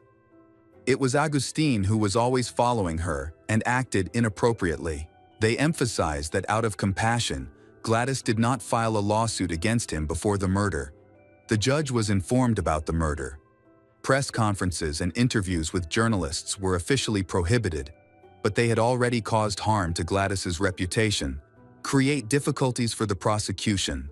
During the trial, the defense team continued to depict Agustin as a victim, while tarnishing Gladys's image. However, the prosecution has one big advantage: the attack and Gladys's death had been caught on camera. The opening part of the wedding ceremony and preparations were recorded, but Agustin hadn't noticed it. Before the trial began, only the judge was allowed to view the footage. The defense argued that showing the video to the jury was unfair and worked hard to block its usage as evidence. After lengthy deliberations, the court ruled that the video could be used, but only the part where Gladys was attacked. This was a 15-second clip, and the prosecution worried it wouldn't be enough to persuade the jury, particularly since the defense could argue the clip was taken out of context. This limitation gave the defense some opportunity to build their case. The defense argued that Agustin was forced to take up arms after being attacked by Gladys' brother and son, and claimed that Agustin's attack on Gladys was unintentional. Despite the objections of Gladys's family, the defense insisted that everything stemmed from her dissolute behavior. They presented several witnesses, including a neighboring family. The father and daughter testified that they had recently seen Gladys at Agustin's house and believed the two were still living together as a couple. In reality, Gladys had visited only to collect her remaining belongings. Through such testimony, the defense succeeded in making the jury sympathize with Agustin. However, the prosecution was prepared to counter these claims. The prosecution relied heavily on video evidence showing the crime. The video captured Agustin murdering Gladys in front of her family, including her son, shows that he did not act in self-defense. The footage shows that after he entered her home, no one attacked or threatened him, contrary to his testimony. However, he still attacked Gladys as soon as he entered. The prosecution argued this was a premeditated act born out of jealousy. The prosecutor's office attempted to counter misleading statements from defense attorneys who sought to portray Gladys as an immoral person. There was evidence proving that after the breakup, Agustin had stalked she for an extended period. All of her relatives confirmed this. Even her son was afraid of he, knowing how cruel he truly was. Agustin's kindness and selflessness were merely a facade, hiding his true sinister nature. For at least several months, he had been surveilling her and making unannounced visits. In his car, authorities discovered a list of license plate numbers belonging to cars parked near her house. He wasn't just spying on her, he was meticulously tracking everyone in her vicinity, likely to distinguish the neighbor's vehicles from the car of her future husband, James. During the trial, Agustin made an unexpected and controversial decision. He chose to testify on his own behalf before the jury. This decision significantly influenced the outcome of the case. In legal practice, such a move can either be a strategic advantage or a disastrous mistake for the accused. The prosecution asked him to recount the incident that took place in the house. One would think he would tailor his testimony to fit the defense's arguments, that he acted in a state of temporary insanity and was not in control of himself. He alleged that Juan and Davis attacked him, but this claim had already been disproven by video evidence. He also said that at that time, he lost of awareness and could not remember how he attacked her. However, he did not provide any evidence to support his claim of temporary amnesia. Although Agustin tried to show remorse and even shed tears, his actions were not convincing enough. For the prosecution, his testimony only strengthened their case, as it contradicted the defense's argument and offered no plausible reason for his actions. On February 1, 2002, Gladys's family awaited the final verdict. After a lengthy hearing, the jury deliberated and found Agustin guilty of premeditated murder. He was sentenced to life in prison with the possibility of parole after serving 30 years. Gladys was buried in her hometown of Tamboril in the Dominican Republic. Her body was brought home a week after her death and she was buried in her wedding dress. After his conviction, Agustin refused to speak publicly or give any opinion. A reporter later discovered that he turned to religion early in his imprisonment and began preaching to other inmates. Meanwhile, his lawyers fought for a reduced sentence, but several appeals were denied. Agustin remains in prison and will be eligible for parole in 2029. Hey detectives, welcome back. We've got another mysterious case to explore, the case of Kara Nichols. Kara Nichols, born on May 20, 1993, was the middle child in her family. She grew up with her brother Terrence and younger sister, living in a very united and loving family. Sociable and friendly, Kara thrived in school and had a strong passion for art, particularly painting. Her talent has won her many awards in art competitions. At the same time, she is also considered to have a promising future. She is also very empathetic, often understanding and feeling other people's pain as her own. During her teenage years, Kara's behavior changed a lot. She became introverted, and her academic performance dropped. At the age of 13, she was arrested for shoplifting and sentenced to community service. Her parents, Julia and Paul, were confused by this sudden change in their daughter. She never lacked for anything, so her stealing may have been her way of rebelling against established norms. At 16, Kara's mental health deteriorated after the death of her beloved dog, plunging her into a deep depression. Her parents arranged for her to see a psychologist, but the sessions were ineffective and her condition worsened. Eventually, she was admitted to a psychiatric hospital, where she was diagnosed with a personality disorder. After a short period of treatment, her condition improved with prescribed medication. However, due to the many side effects of the medication, she decided to stop taking it and turned to illegal substances, believing they would be a better alternative to antipsychotics. Before graduating, she had to transfer schools several times because of behavioral problems. After graduating from high school, Kara worked as a waitress, while also pursuing her childhood dream of becoming a model. With her attractive appearance, she believes that she will succeed in this field. She has been working hard to find modeling agencies and increase her body of work. During this time, her health improved greatly, and she was no longer addicted. However, over time, she came to understand that success in modeling required more than just beauty. It also depended on luck and connections. In the summer of 2012, Kara's family relocated to Chicago, Illinois. Unfortunately, the move was difficult for she, and her depression returned. Stress caused her to turn to drugs again, despite her parents' best efforts to support her and take her to a rehab facility. In the end, she was kicked out of there for not following the rules. Her parents were worried, not only because of her behavior, but also because of how she was funding her addiction. Her salary as a waitress was not enough to cover these expenses. Kara's parents felt disheartened. Her mental state changed from day to day. After some brief conversations, she decided to move back to her hometown, believing that being in familiar surroundings and reconnecting with old friends would help her recover. Although her family disliked the idea, they couldn't persuade her to stay. Eventually, she returned to Colorado Springs, and her brother Terrence promised to help her. The care and affection the two siblings showed each other comforted their parents. However, Kara valued her liberty and chose not to live with Terrence, visiting him only occasionally. Instead, she decided to rent an apartment with 3 male friends, which shocked her parents when they found out. They insisted she move out, but she refused, explaining that she had no better options and felt the men were no danger. Gradually, life returned to normal for Kara. She resumed her previous job and continued her modeling career by creating a profile on Model Mayhem. Over time, she received more modeling offers, but they didn't produce the results she had hoped for. Standing out among thousands of profiles proved is big challenge. Eventually, Kara encountered financial difficulties. She fell behind on her rent and had to eat food from his roommate. She confided in her brother, Terrence, who provided her with financial support. She was determined to seize the opportunity she received on October 9. However, no one expected that night to be her last.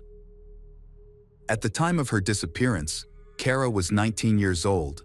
She was last seen wearing a hooded sweatshirt, dark jeans, white DC sneakers, and pink headphones. Kara is a girl with outstanding height, with green eyes, and has 2 tattoos, a marijuana leaf on her right ankle and an astronaut on her left wrist. She also had multiple piercings on her ears and above her lip. Flyers distributed in the area described these features, along with other details about her appearance. It was also noted that she struggled with bipolar disorder or borderline personality disorder. Her older brother, Terrence, was the first to suspect that something was wrong. Soon after, her parents, Julia and Paul Nichols, joined the search for their daughter. Although Kara used banned substances, but her family knew she always stayed in touch and kept them updated about her whereabouts. When she failed to call back on October 10 and 11, her family became increasingly concerned. They always cared for her, but she wanted to live freely and did not want to follow any constraints. Lately, she has become more withdrawn and only talks to her brother Terrence. Kara's modeling job did not bring in the expected income. So, when she was offered a well-paying lingerie photo shoot, she eagerly accepted. She told her roommates about her plans and left late at night.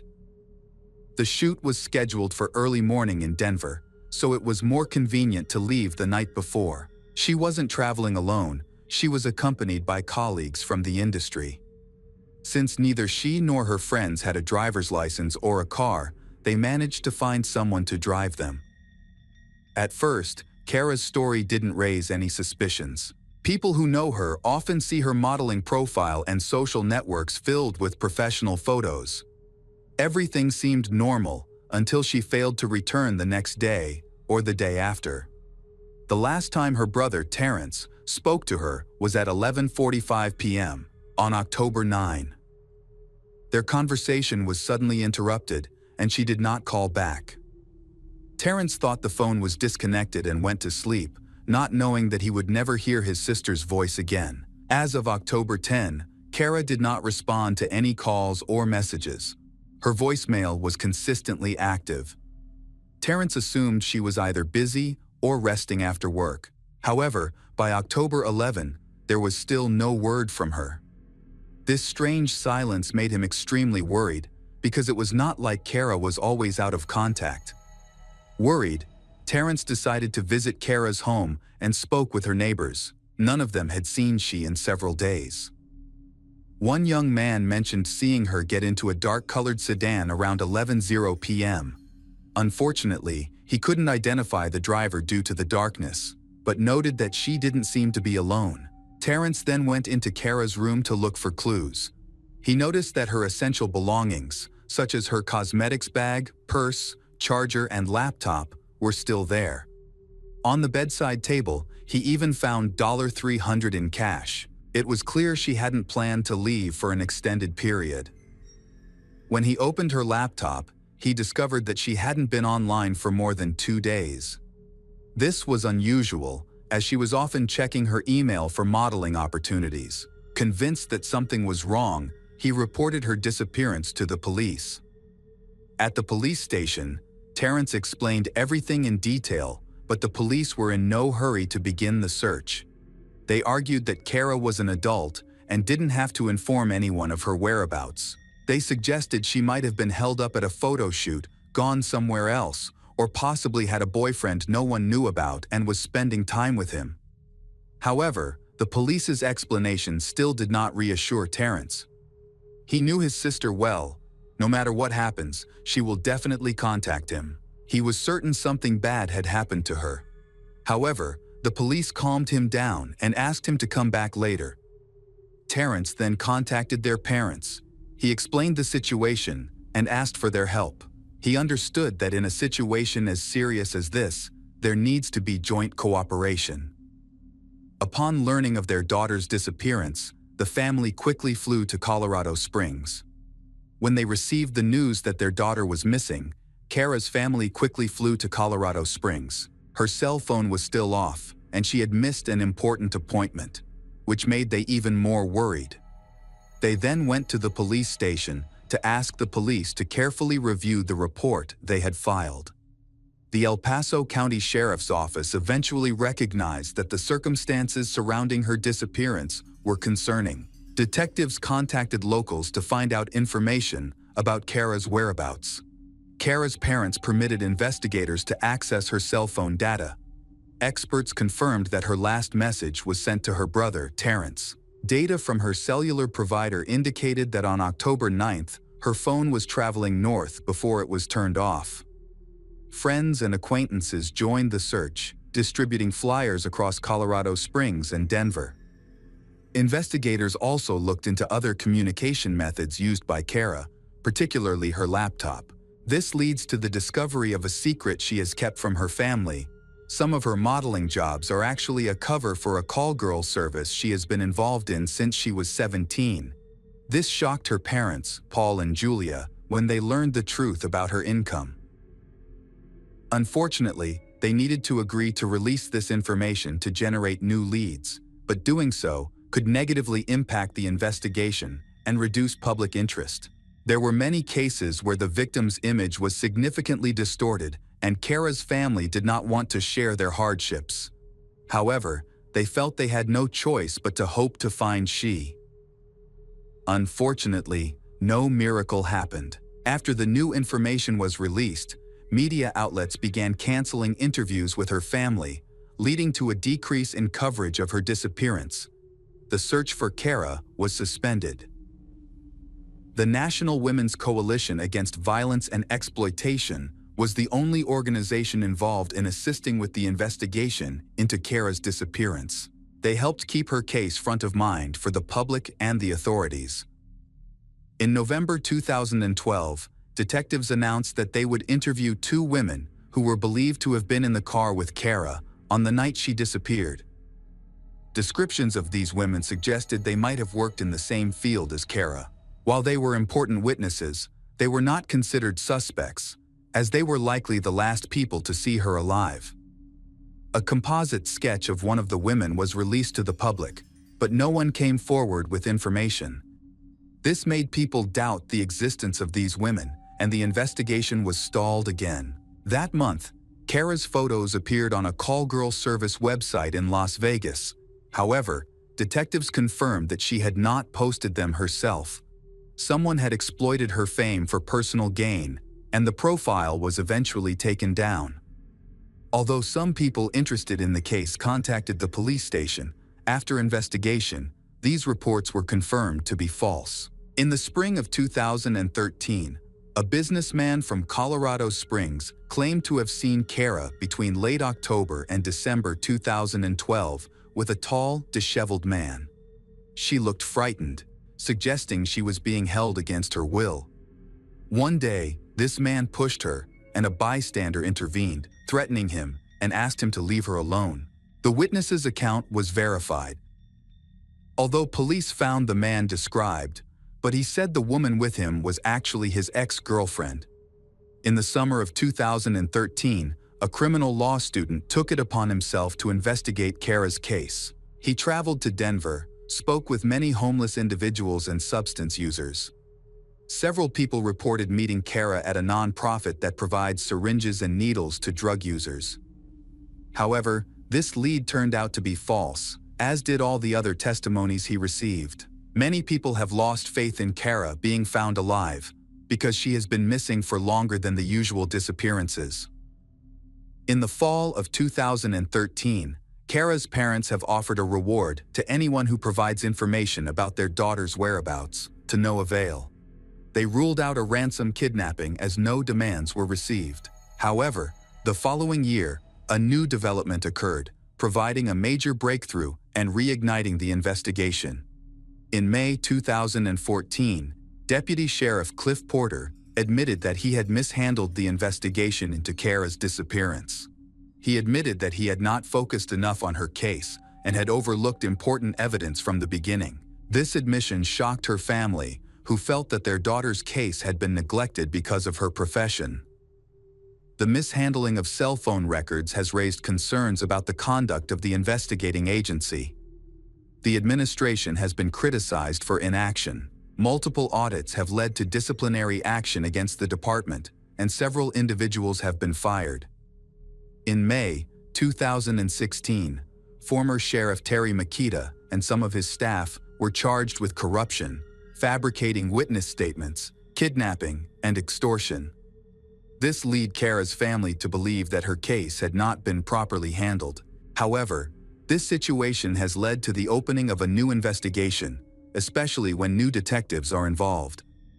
On February 1, 2022, Christina Hollendorfer went to the police station. Before that, detectives had tried to talk to her several times, but she refused to cooperate. It turned out that since 2014, she had not wanted to testify against her ex-husband, Joel. However, after many years, she decided to speak up and accuse him of killing Kara Nichols. An analysis of Kara's calls and messages showed that she received 8 calls between 9:58 and 11:08 p.m. on October 9, most of which were from Joel. Detectives had questioned him several times, but they only received general information. He admitted that he had hired a call girl and had planned to meet her between the evening of October 9th and the morning of October 10, but the meeting never happened as the escort did not arrive. Joel's statement raised suspicions, especially since data from Kara's phone indicated that she was near his parents' house on the night she disappeared. On October 15, 2014, detectives searched Joel's home and his family's property. During the search, they spoke with Joel and his mother, Betty. They seemed calm and friendly, and it did not appear that they were hiding anything. They willingly showed the detectives around the property, including several fresh burial sites for deceased animals. Joel's family has owned the farm since 1985, which includes a large livestock yard. Dogs trained to detect human remains searched the area and reacted near some livestock graves. However, further investigation of these graves found no evidence of human remains. It's possible the dogs mistook the scent of dead animals for that of a human. To rule Joel out as a suspect, samples from several suspicious areas were collected and analyzed. Unfortunately, the results indicated that the samples were not connected to the case. Despite this, suspicions about Joel remained. As it turns out, Joel has a history of serious harassment and has violated his probation multiple times. He was a hardened criminal who consistently broke the terms of his parole and used banned substances. This led to the breakup of his family. Investigators approached his ex-wife, Christina, multiple times. During these discussions, they revealed that she and he were raising 2 children together. Initially, she was hesitant to share details about their life and eventually stopped communicating altogether. As a result, Joel remained the sole suspect in Kara's disappearance, along with other theories. After 8 years, new information about Joel has come to light. Christina claimed that in November 2014, he had confessed to her that he had accidentally killed a call girl and buried her body in an old horse grave. She learned of this confession after his father's death. Following the funeral, he revealed that he felt guilty about his father's passing. According to Christina, he confessed to his parents what he had done. After hearing this, his father, who was old, fell into a severe depression. This condition severely weakened his father's health and eventually led to his death. During that time, his family covered for him. This behavior explained the hospitality and cooperation shown by Betty and Joel during the search of the farm, as they sought to avoid raising further suspicion. On February 3, 2022, authorities conducted another search at Joel's home. They thoroughly excavated the farm and discovered human remains buried in a 2-meter deep pit. 4 days later, he was arrested. Subsequent analysis confirmed that the remains belonged to Kara, who had been missing. Although only bones were found, modern technology allowed for her identification. During questioning, Joel initially remained composed, but eventually confessed that he had not intended to kill Kara. He said he met her through a call girl website. On October 9th, he called her and arranged to meet, then picked her up from her home. They had some intimate moments in his old car, and everything was going smoothly until he suddenly strangled her. When he realized she had lost consciousness, he stopped. He attempted to perform first aid, but it was too late. She was already dead. Panicked, he drove her to his family farm and buried her in the first grave he found. Over time, he moved her body several times and ultimately buried her where his mother's favorite horse was laid to rest. This explains why service dogs get confused about scents. Additionally, this specific area had not been searched during the initial investigation. Joel Hollendorfer was soon charged with first-degree murder and tampering with evidence. Meanwhile, his mother, Betty, claimed she had no knowledge of her son's crime, insisting that she had always cooperated with the investigation and truly believed in his innocence. The hearings occurred in the summer of 2023. The prosecution argued that Joel deliberately committed the crime to fulfill his dark fantasies. Meanwhile, forensic experts were unable to provide a clear explanation for Kara's death. However, they determined that asphyxiation was the cause, based on the fact that her hyoid bone was broken. Experts stated that it is impossible to accidentally strangle someone to death, as there is always time to reconsider and stop. Another important factor was Kara's condition related to drug use. The defense claimed that her death resulted from asphyxiation. They argued that a healthy person would have a much better chance of recovery in similar circumstances than someone dependent on substances. The trial described Kara as a severe addict, suggesting she had little chance of survival due to the long-term effects of the drugs on her body. Unfortunately, the defense's claims cannot be verified or denied at this time. Kara's family was deeply distressed by the way their daughter was depicted. Her father said this description made the jury lose sympathy and view her as a victim who did not deserve mercy. Throughout the trial, Joel did not show remorse, and some witnesses noted that he even smiled at times. In the end, Joel's charges were downgraded to second-degree murder. He was convicted of manslaughter and sentenced to 24 years in prison. This sentence did not satisfy Kara's family, who had hoped for a life sentence for Joel. Additionally, due to a lack of evidence, no other individuals were held accountable.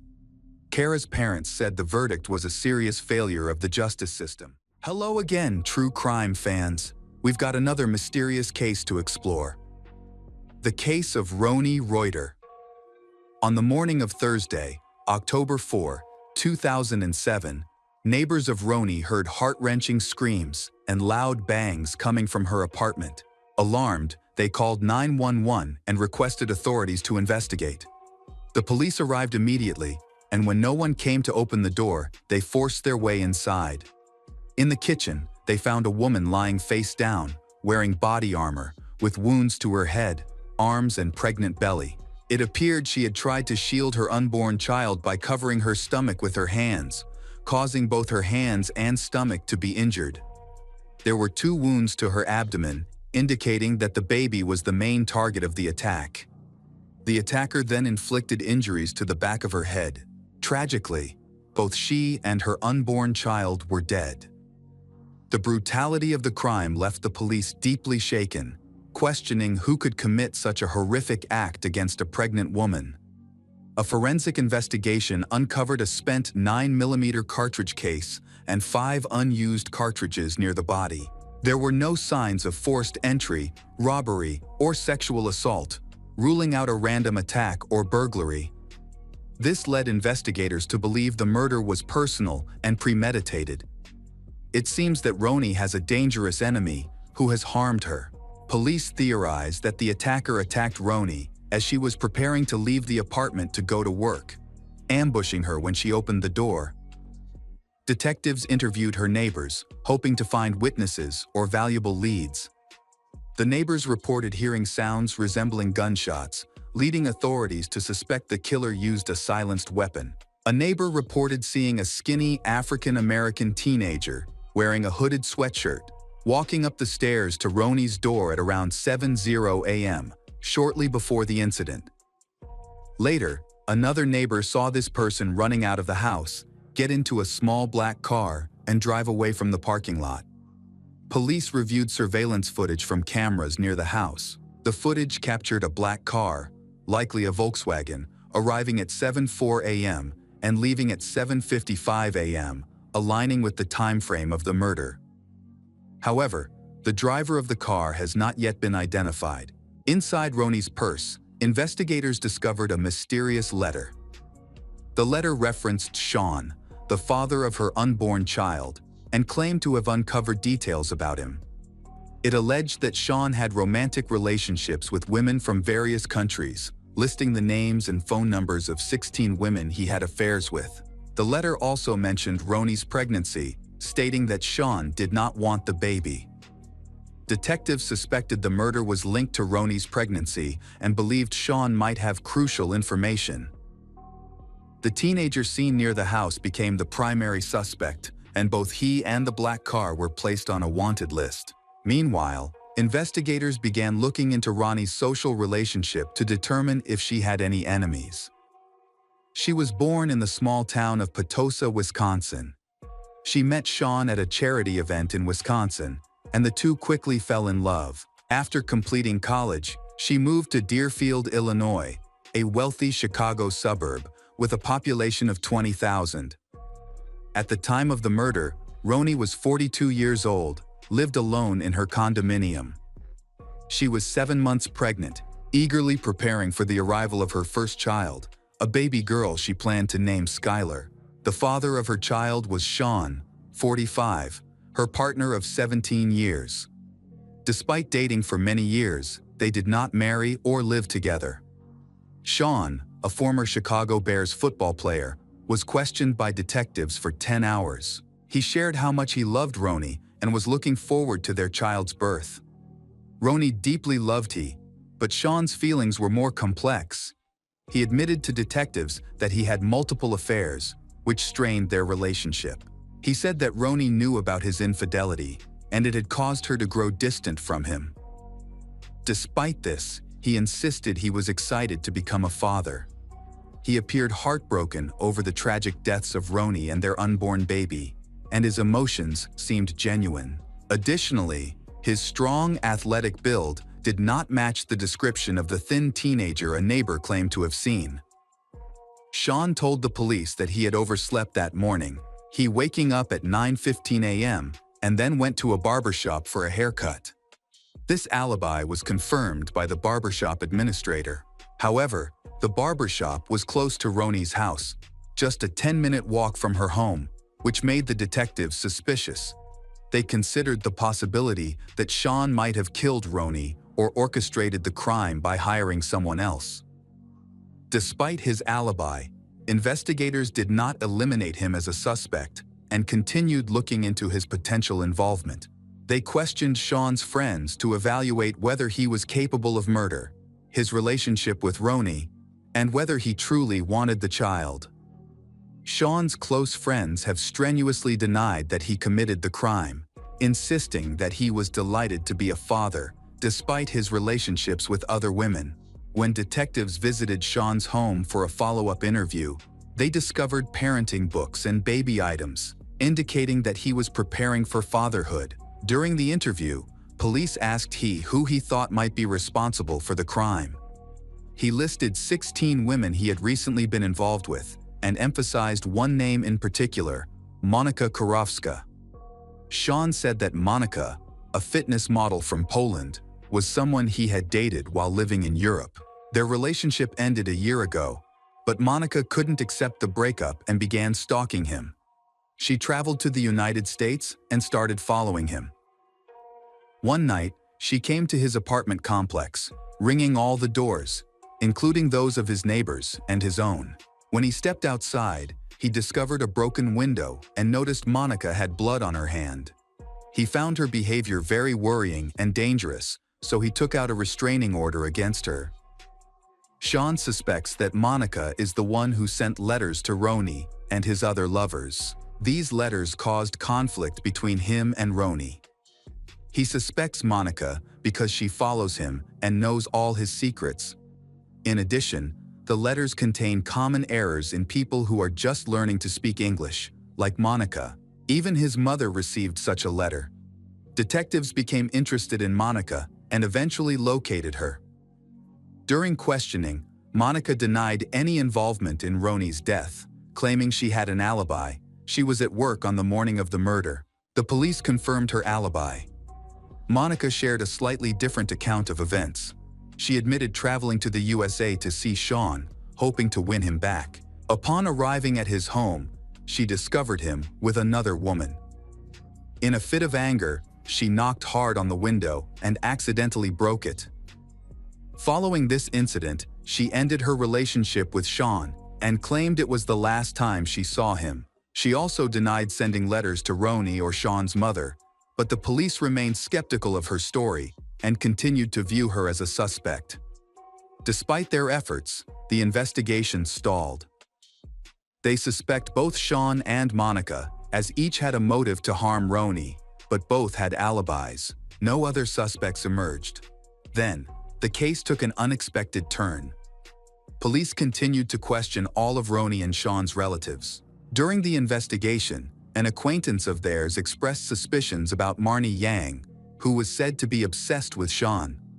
Investigators learned that Marnie had been in a relationship with Sean. The two had met 6 years earlier at a Chicago Bears convention, and Sean later reached out to her for help with real estate. Marnie, a realtor, had facilitated several real estate transactions for him. Marnie, single mother of 3 children, worked multiple jobs to make ends meet, including as a realtor, a waitress, and even photographer. Over time, she grew close to Sean, and their relationship continued up until Roni's murder. It was later revealed that they had slept together the day before the crime. This led investigators to scrutinize Marnie more closely. After speaking with her family and friends, they concluded that Marnie was obsessed with Sean. She viewed him as her possession and wouldn't leave him alone. When she discovered he had other relationships, she became furious. Her jealousy drove her to want he all to herself, believing he should belong only to her. She calls him her boyfriend, despite the fact that their relationship was short and fleeting. Detectives questioned Marnie, but she firmly denied any involvement in the crime. Despite this, she was unable to provide an alibi for the time of the murder. She claimed she was at home with her children, but the lack of evidence to support this made her the primary suspect. Detectives believe Marnie fits the description of the person they are looking for. With her petite build, she could easily be mistaken for a teenager if she was wearing a sweatshirt and hood. After obtaining a search warrant for the home, police discovered several important clues. Upon examining Marnie's computer, they discovered she had access to Sean's email and had been secretly monitoring his messages. Among the emails, they found letters from Monika to Sean written in broken English. Marnie had mimicked Monika's writing style, including the grammatical errors. She sent anonymous letters to several women involved in Sean's life, such as Roni and his mother. These letters contained accusations about Sean's relationships. and investigators concluded that her intention was to frame Monica as the main suspect. However, her plan ultimately failed. The police discovered a broken computer hard drive and several bank statements in Marnie's trash. The bank statements showed that she had hired a private investigator to collect detailed information about all the women in Sean's life, including their full names and addresses. Inside Marnie's apartment, investigators found postal receipts with the addresses of Roni and several other women who had received anonymous letters. It also came to light that Marnie owned a gun. In September 2005, she was stopped at the airport for purchasing and transporting 2 pistols and 200 rounds of ammunition. Although she provided the required paperwork, the weapons were declared and shipped to Chicago. Marnie's former lover, who was a deputy sheriff, confirmed that she owned multiple pistols and was highly skilled at shooting. One of her guns was a 9mm pistol, the same type used to kill Roni, though this particular weapon was never located. Investigators also learned that Marnie had attempted to construct her own silencer. Her bank statements revealed she had purchased a book titled How to Make a Disposable Silencer, along with a hacksaw and other materials from Home Depot. It can be used to make a disposable muffler. Detectives questioned Marnie about the evidence they had gathered. She said she bought the book as a joke gift for a friend and insisted she did not own a 9mm pistol or have any involvement in the crime. Despite her denials, 40-year-old Marnie was arrested and charged with the first-degree murder of Roni and her unborn child, based on the circumstantial evidence. The prosecution argued that Marnie's actions were driven by jealousy. She was infatuated with Sean and obsessed with keeping him to herself. To eliminate her rival, she sent anonymous letters to other women in Sean's life, causing many of them to leave him. However, Roni stayed. Although upset with Sean, Roni maintained their relationship, especially since she was carrying his child, a child he deeply wanted. Marnie doesn't want this child to be born because she knows that it might cause Sean and Roni to become more attached. Marnie's primary objective was to kill both the child and Roni. During the trial, witnesses familiar with Marnie testified about her extreme obsession with Sean and the drastic actions she took for his attention. They revealed that she had hacked into Sean's email account, read his correspondence with other women, and angrily deleted messages before he could see them. When she discovered emails from a woman named Monica, she devised a plan. Marnie, in Monica's writing style, sent an article exposing Sean from an anonymous email account with many errors. She spent the entire day talking about Sean, causing her colleagues to become concerned about her behavior. At the trial, even Marnie's daughter, Emilian, testified against her mother. Emilian, 20, expressed concern about Marnie's erratic behavior and obsession with Sean, which seemed to have driven her out of control. Sean also took the stand, detailing his tumultuous relationship with Marnie. He described their relationship as intense, but revealed that Marnie became deeply upset when she found out about other women in his life. She tried every way to keep him, but the obsession in her actions eventually drove him away. Sean said he had been planning to break up with her. When asked whether he believed Marnie could have murdered Roni, who was pregnant, he hesitated and expressed doubt. The prosecution's key witness was Christy Passion, a friend of Marnie's. Christy testified that Marnie had been reading Sean's emails and frequently expressed dissatisfaction with his relationships with other women. In the summer of 2007, Marnie confided in Christy about her frustration over Sean dating other women and even mentioned plans to kill him. At the time, Christy took it as a joke and assumed she was simply venting. However, when Marnie discovered that Roni was pregnant, her focus shifted. She saw Roni as her main rival and became determined to eliminate Roni's at any cost. She told Christy about her plans to kill Roni instead of Sean, believing this would allow her and Sean to be happy together. Christy once again paid no attention to this, thinking it was just Marnie's imagination. Marnie later admits to Christie that she brought the weapon to Ronnie's apartment, but could not bring herself to do it. This confession makes Christie nervous, but Christie tries to comfort her and stop her from acting on her emotions. The day before the murder, she asked Christie to read her fortune to see if she would succeed in killing Ronnie. As an experienced tarot reader, Christie laid out the cards, and the one Marnie chose suggested success. Obsessed with the idea of killing Ronnie, the pregnant woman, Marnie ignored Christie's pleas and remained determined to carry out her plan. Christie later contacted Marnie, and they arranged to meet. During their conversation, Christie secretly wore a recording device, and the recording was later used as evidence. At this meeting, Marnie confessed to killing Ronnie, explaining the details of the crime. She revealed that she had disguised herself by wearing a wig, dark makeup, and gloves to avoid leaving any evidence. Marnie said she knocked on Ronnie's apartment door, and when Ronnie opened it, she drew her weapon and entered the house. She acted quickly, attacked Ronnie before Ronnie could scream. She admitted to being cautious, ensuring she didn't touch anything in the apartment and keeping her gloves on to avoid leaving traces.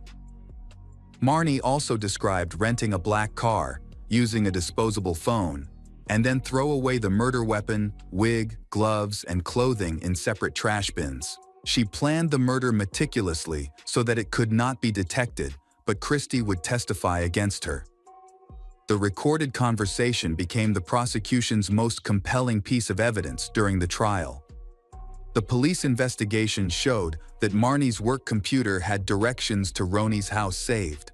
They also confirmed that she rented a black Volkswagen on October 3. The vehicle's route was tracked from the rental location to Ronnie's apartment and back.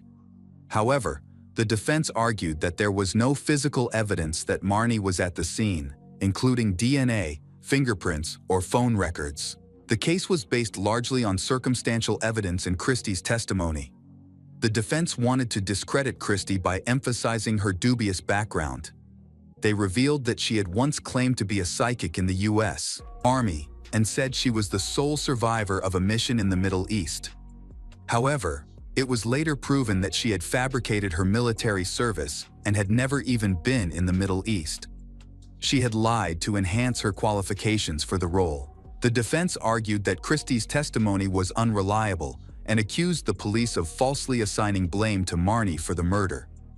The defense argued that there was no concrete evidence against Marnie, other than circumstantial evidence and recordings made under duress.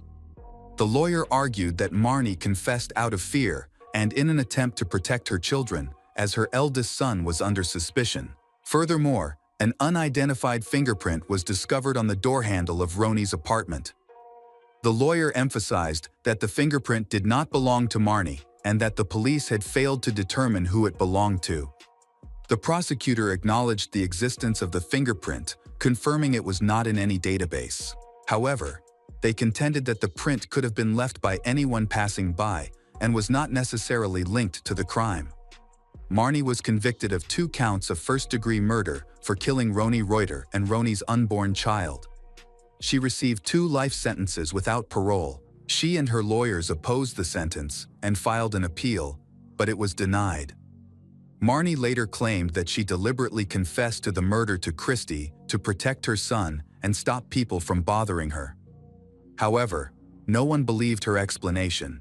Why would she include so many specific details about the murder if they weren't true? This makes no sense. The defense team argued that the black car seen on surveillance footage was not the Volkswagen that Marnie had rented.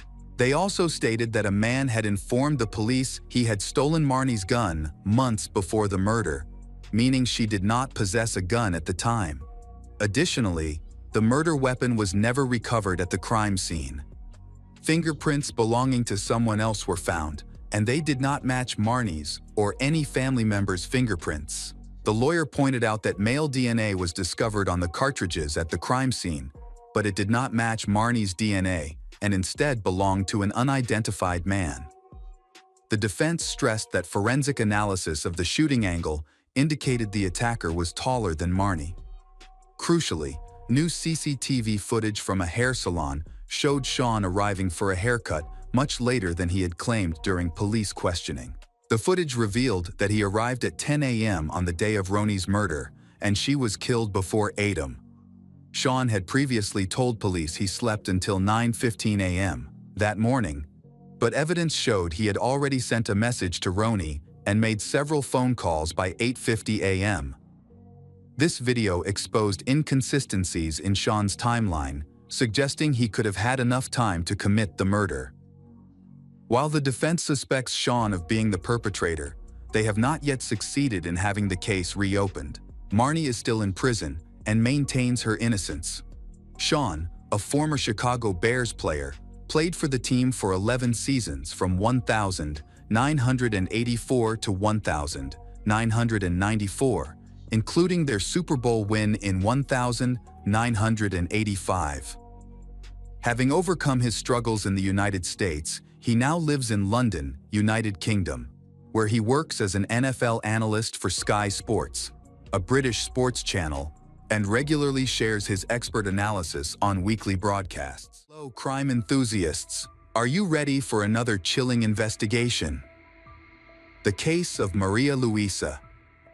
Maria Luisa was born on May 29, 1977, in La Fortuna, San Carlos, in Alajuela, Costa Rica. She was the youngest of 5 children in a humble family. From an early age, she was ambitious and determined. She wanted to help people and dreamed of becoming a doctor, telling herself she would be the first in her family to get a college degree. During her school years, she excelled in chemistry and biology, her favorite subjects. After graduating in 1994, she was accepted into the country's most prestigious medical school, located in San Jose. As a student, Maria moved to the capital and lived there for the rest of her life. However, she still maintains a close relationship with her family, visiting and get in touch with them. In 2000, after earning her degree, Maria began working as an anesthesiologist at one of the largest medical centers in the capital. She quickly excelled in her career, continuously learning and honing her skills. By 2015, she had risen to become the head of the anesthesiology and recovery therapy department. She was highly respected and admired by her colleagues, become a famous doctor. However, to achieve success, Maria had to trade in her personal life. For many years, she was alone, fully dedicated to her work. In 2017, at the age of 40, she started dating a doctor at the same hospital, though he worked in a different department. She believed he was her true love and someone with whom she could build a happy family.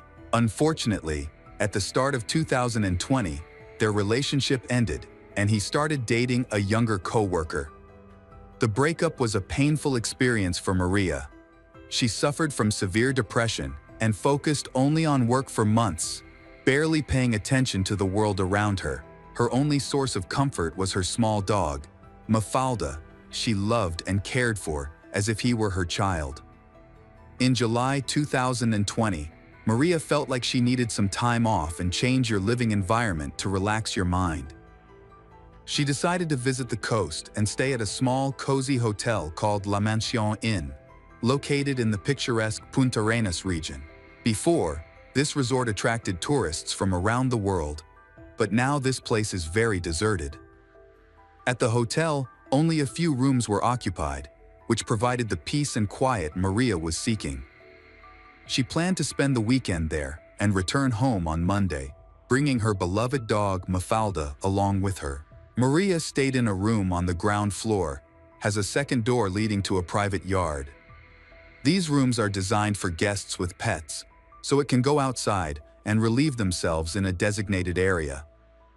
At the time, all the other rooms with courtyard access were unoccupied. On July 18, Maria arrived, left her belongings in her room, and went to the beach. The following day was equally uneventful. She walked along the shore, relaxed in the sun, had dinner at a restaurant, and returned to her room. That evening, she called her mother, and they talked for about 30 minutes. During the call, Maria remarked on how empty the hotel felt, with only a handful of staff members. She intended to check out the next morning, after breakfast, but she never did. On the morning of July 20, Maria did not come down for breakfast. The hotel staff noticed her absence, as there were very few guests, but assumed she was simply sleeping. However, when checkout time arrived, and she still hadn't appeared, they decided to check her room. 2 staff members knocked on her door but received no response. They could hear her dog barking inside, which confirmed she was there. Despite repeatedly knocking and calling her name, the only sound was the dog's barking. Concerned, they went to the courtyard to see if they could access her room from another entrance. They found the second door unlocked and decided to go inside to see what was going on. As soon as they stepped inside, they noticed brownish stains on the floor, resembling dried blood. On the bed, they discovered a body wrapped in a sheet. The staff immediately contacted emergency services and informed hotel management. Unfortunately, when paramedics arrived, they confirmed that Maria was dead. She had been killed several hours before her body was discovered. The scene was deeply unsettling, from the condition of the room to the circumstances surrounding her death. Maria's body showed multiple cuts, bruises, and bite marks inflicted by different individuals. Defensive wounds on her hands indicated she had fought back desperately. The cause of death was determined to be mechanical asphyxia and a broken neck. She had been strangled with such force that her cervical vertebrae were fractured. The autopsy confirmed that Maria had been sexually assaulted before her death. Beside her bed, there was a bottle of mineral water, an opened bottle of expensive wine, and 2 glasses. According to hotel staff, she had ordered these items the previous night, but she was alone at the time. Maria's keycard records show that after she received the items, she did not leave the room and no one entered. However, the glass door leading to the courtyard did not require a key, which could have allowed the attacker to gain access. The hotel had several security cameras that could have helped shed some light on the matter, but it turned out they had all been out of service for months. The hotel management explained that they had cut costs by shutting off the cameras. Forensic experts analyzed the bite marks on Maria's body for DNA, expecting to find the attacker's saliva. However, the results were shocking. The saliva belonged to Maria herself. Since the bite marks were located on her face, neck, and chest, areas she could not have reached herself, investigators deduced that the attacker had deliberately placed her saliva on the wounds to conceal their own DNA. Another disturbing detail revealed by the pathologist was that Maria's body had been thoroughly cleaned after her death. This indicated that after torturing, strangling, and killing her, the attackers washed her body in the bathroom, placed her back on the bed, contaminated the bite marks with her saliva, and wrapped her body in a sheet. Because the hotel's cameras were not working and the grounds were very deserted, no witnesses could be identified. Both guests and hotel staff reported that they did not see anything unusual, and they did not see any strangers appearing on the premises. The brutal murder of Maria, a famous anesthesiologist, quickly became the focus of national attention, causing great public outrage. Police are under pressure to investigate and find the culprit who committed the brutal act against an innocent woman. When asked if Maria might have had a brief romance during the trip, her family firmly denied it. She was still heartbroken over a recent breakup and had been hoping for reconciliation. Regarding the 2 glasses found in the room, Maria's sister explained that she always used 2 glasses, one for wine and one for water. Forensic analysis confirmed this explanation, as only Maria's fingerprints and lip marks were found on the glasses. During their interview with the police, her mother suddenly remembered something from her daughter's last phone call. Maria had mentioned chatting with a man who worked at the hotel during lunch. She said he had asked her why she was traveling alone and how long she planned to stay. This detail provided detectives with their first suspect to investigate. The employee in question was 38 years old, Teodoro Herrera, the son of a close friend of the hotel owner, Harry Bodon. In fact, thanks to his father's connection with Harry, he got the job at the hotel. He worked as a bartender and also ran personal errands for Harry. During his interview with the police, he behaved oddly. He was extremely nervous. He claimed that he did not know Maria and did not remember ever speaking to her. Detectives noticed fresh scratches on Teodoro's cheeks and neck, for which he couldn't provide a clear explanation. When asked to remove his shirt, similar scratches were found on his chest and shoulders. Investigators suspected these marks were left by Maria as she fought for her life, but they needed forensic confirmation. He was arrested and held for 6 months while the investigation continued. Forensic analysis later confirmed that blood and skin particles from Teodoro were found under Maria's nails. However, the bite marks on her body did not match his dental impressions. The investigation then shifted focus to a 36-year-old man named Luis Carlos Miranda. He was not a regular guest or employee at La Mansion Inn, but he was a friend of the hotel owner, Harry, and often stayed there for free. One of the bite marks on Maria's body was potentially linked to he, though it wasn't conclusive. Still, the police arrested him as a second suspect and detained him for 6 months, just like Teodoro. He also denied ever meeting Maria or having any interaction with her. About 10 days after the murder, a third suspect was arrested, Harry Baudin, the 69-year-old hotel owner. Harry, a businessman of Dutch origin, was well connected with politicians. He owned multiple properties across different countries. His arrest was prompted by a bite mark on Maria's body that matched his dental impressions. Investigators also discovered that about 6 months before the murder, he had undergone surgery at the hospital where Maria worked. Although he claimed he had never met her, police suspected he might have noticed her during his hospital stay, obtained her contact information, and lured her to his hotel. Initially, Harry was placed under house arrest due to his age and health problems. However, when he moved to a new residence without informing the authorities, he was taken into custody over concerns he might attempt to flee the country. Another individual connected to the case was Harry's husband, Yater Daniel Abanda. However, no evidence was found to convict him. He denied any involvement, stating that Harry had been unwell that night and had not left their room. After reviewing the autopsy and forensic results, investigators determined that there were 3 attackers involved.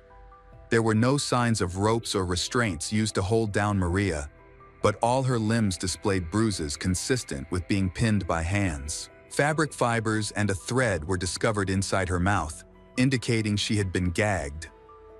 This likely explains why none of the other guests or staff heard her screams, although her injuries and signs of torture showed that she must have been desperately calling for help.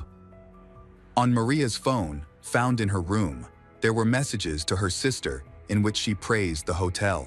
She described it as beautiful, cozy, and quiet, complimenting the staff for being attentive.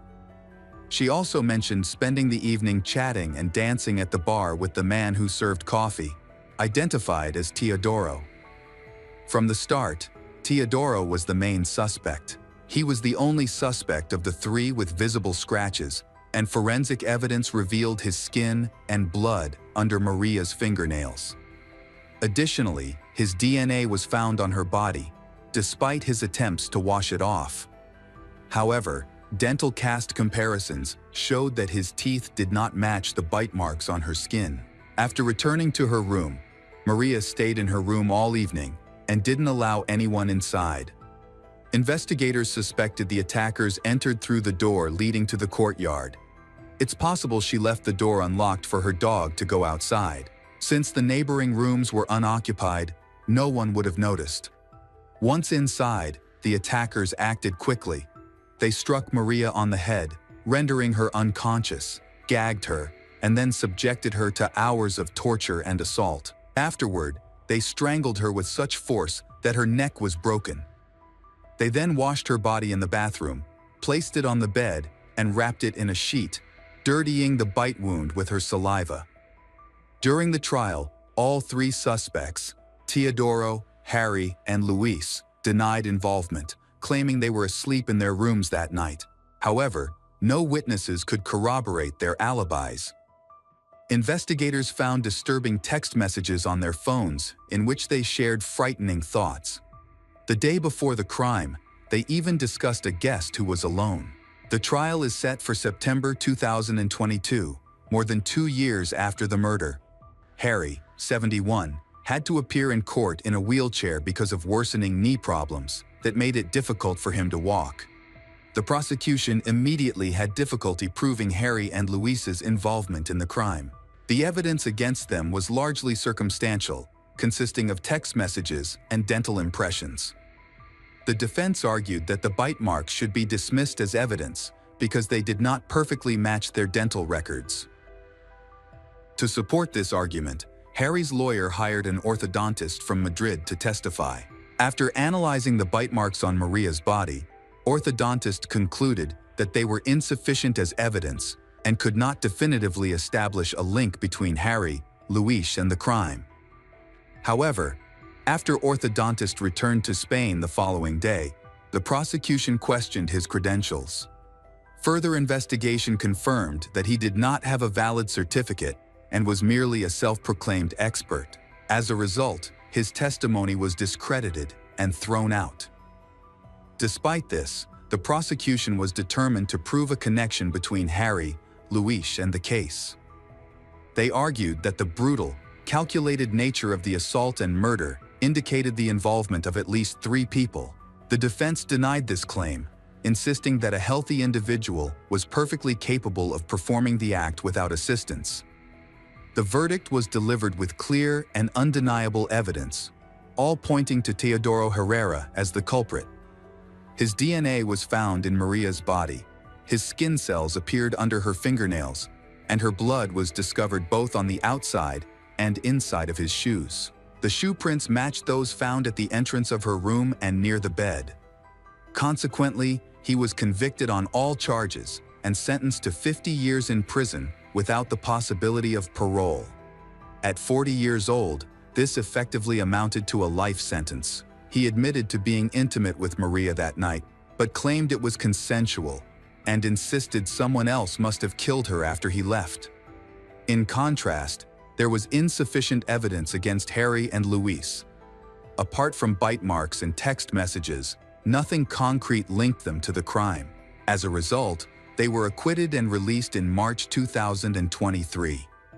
However, in September of the same year, an appeals court revisited the case after a complaint from Maria's family and ordered it to be reopened. By then, Harry and Louise had already fled Costa Rica, leaving the country immediately after their release. They are currently living in the Netherlands, and even if the trial is reopened and they are found guilty, they will not face any consequences because the Netherlands and Costa Rica do not have an extradition treaty, even though this is a very serious crime. Hello friends, welcome to our channel. Today we're going to take a look at another horrible case with you. The case of Victoria Nasirova. On September 2, 2016, police received a call from Olga Zvik, 35, a Ukrainian immigrant who worked as a beautician, who reported that several valuables had gone missing from her bedroom. She explained to police that she had recently been to the hospital, where she experienced severe dizziness and nausea, with occasional loss of consciousness. Even after returning home, she continued to appear distracted. During the investigation, the police conducted a detailed interrogation of Olga. She recalled a recent troubling encounter with a client named Victoria Nasirova, who came to her home and insisted on urgent eyelash extensions. Victoria had been in contact with the salon before and often acted as if she and Olga were friends. However, on that day, Victoria asked to come to Olga's home to get eyelash extensions. Olga explained that she only worked at the salon and did not accept home customers, but Victoria deliberately ignored her explanation and insisted on urgent eyelash extensions, and Olga finally agreed. Olga later told the police that Victoria had tried to ask her out several times, but she had refused. Another notable detail was that Victoria looked very similar to Olga, which often made Olga feel uncomfortable. During the investigation, it was discovered that Victoria had shown up at Olga's apartment with 3 pieces of cheesecake from the best local bakery. Victoria ate 2 and insisted that Olga have a third, to which Olga eventually agreed.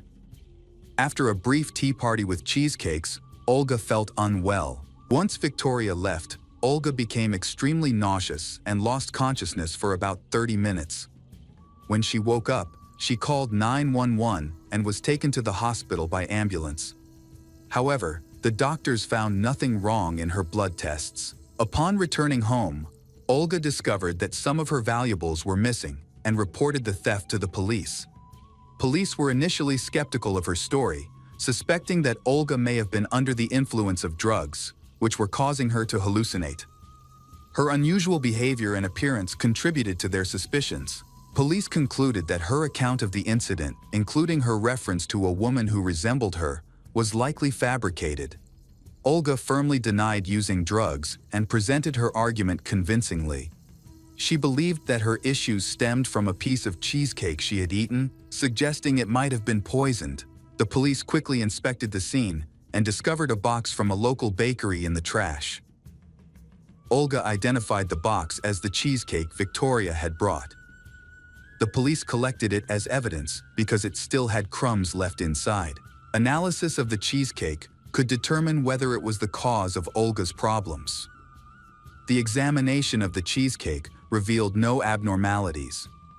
Despite this, the Olga insisted that the dessert was the reason for her illness. She mentioned that she had visited the hospital, where doctors examined her but found nothing unusual. In response to inquiries about her condition and the tests conducted, police contacted the hospital. However, the doctors declined to share information due to privacy policies. The police interpreted this refusal as further evidence to doubt the Olga's claims. Additionally, they could not locate the client mentioned by Olga, leading to a postponement of the case until more information becomes available. A neighbor provided details after noticing a suspicious woman near Olga's apartment the following day. The woman appeared several times, lingering around Olga's apartment until she encountered the neighbor. The strange woman said that her friend Olga was sick and then left in a hurry. Concerned, the neighbor noticed that Olga's apartment door was open and decided to check on her. When she entered, the neighbor found the apartment uncomfortably hot, with the heating system on full blast despite the hot summer weather. Olga was alive but unconscious in bed, dressed strangely, in a revealing bra and sweatpants. The police felt that someone had deliberately changed her clothes. Scattered around her were powerful pills, suggesting that Olga may have taken them with the intention of ending her life. The neighbor quickly called 911, describing the strange woman as dark-haired, attractive, and very similar to Olga. After receiving new information, the police were convinced that the woman who resembled Olga was real and not a figment of Olga's imagination. Therefore, the police intensified their efforts to investigate the case. The police suspected that Victoria Nasirova, who was involved in a cheesecake in the previous case, was involved in this case. The police began searching for Victoria, but they had no clues or even any photos of her. However, a private investigator, who had been monitoring Victoria's activities for a long time, tracked Victoria down on the internet and contacted the police.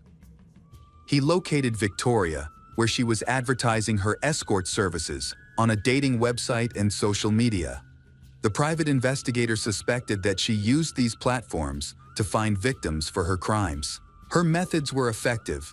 Victoria would meet her victims, drug them with psychotropic substances to render them unconscious, and then steal their valuables.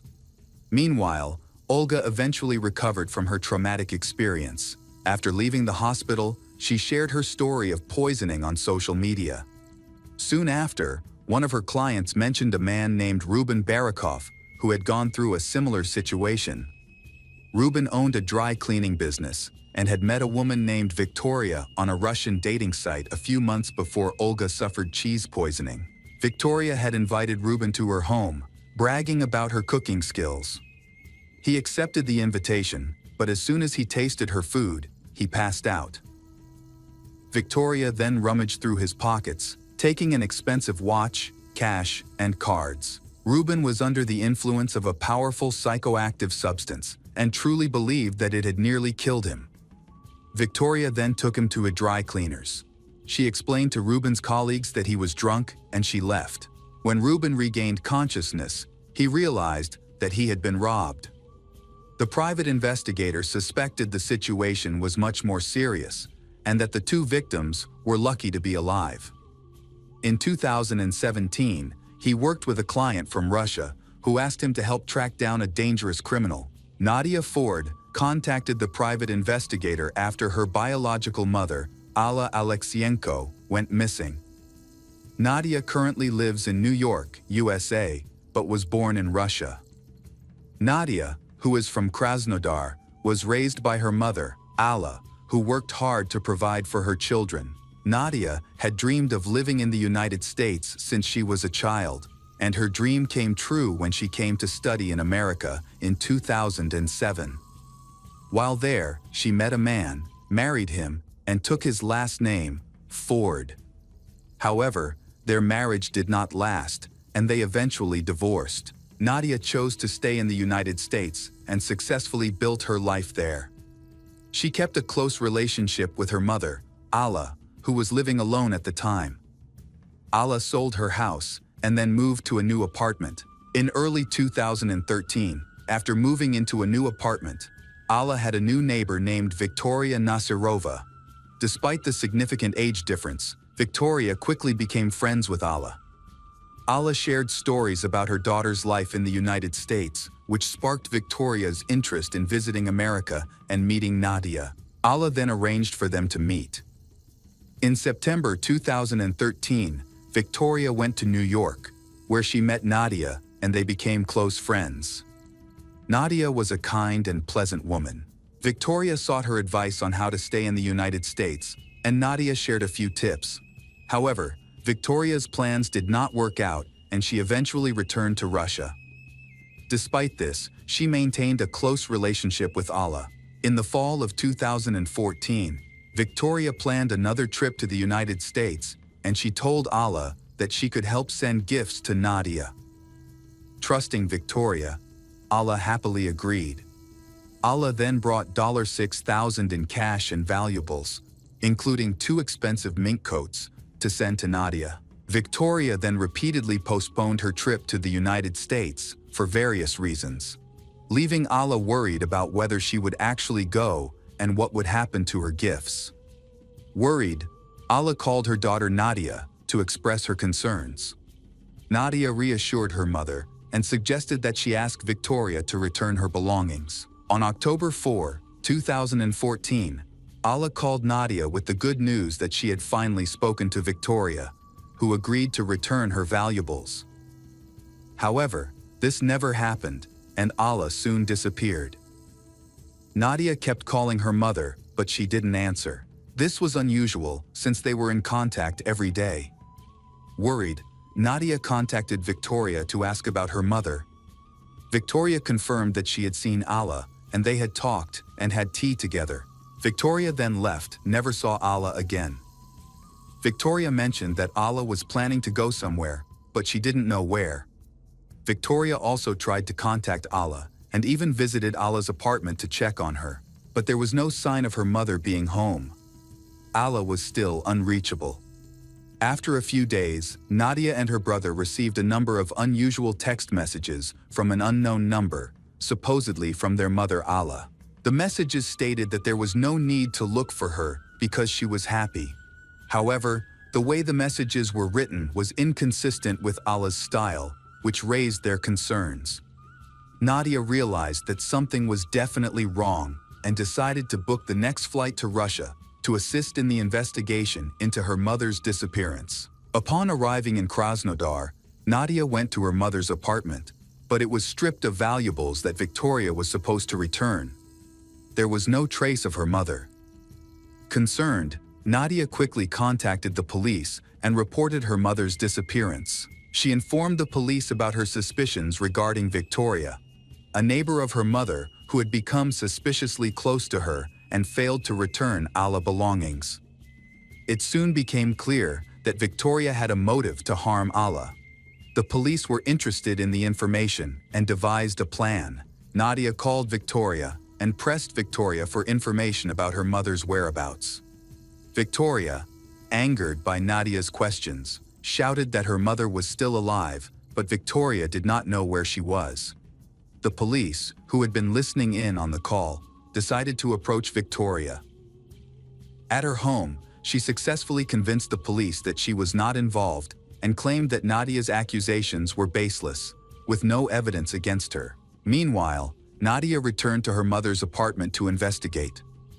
She noticed that the place was surprisingly clean, with no dust, as if it had just been thoroughly cleaned, despite her mother's absence for several days. This raised questions for Nadia.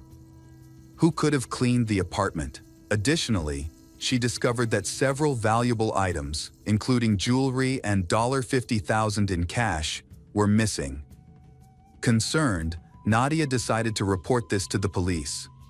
The police, after speaking with Victoria, tried to persuade her that her mother had taken the money and jewelry on a trip and would be back soon. However, Nadia did not buy this explanation. She sensed that her mother was in danger and that it had something to do with Victoria. Nadia reached out to all her mother's friends and relatives, but no one knew where her mother was. In her desperation, Nadia printed flyers with her mother's photo and posted them all over the neighborhood. She also drove around the city, visiting her mother's favorite places, but her efforts were unproductive. Nadia contacted Victoria, begging her to return her mother and expressing her willingness to do anything, even offer a reward. However, Victoria denied any involvement. Despite this, Nadia remained hopeful that her mother was still alive and continued to search.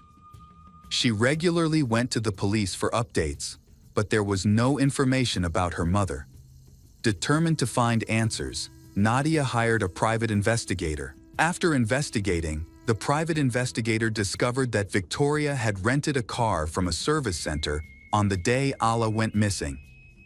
He checked the car's information and reviewed surveillance camera footage from October 5, 2014.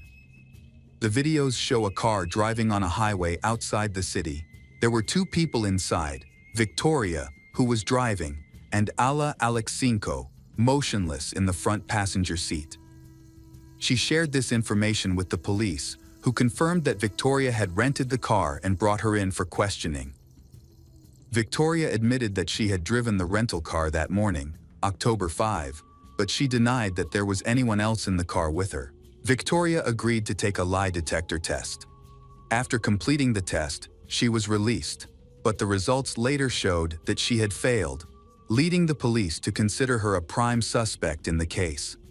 Before the police could arrest her, Victoria fled the country without notifying the police.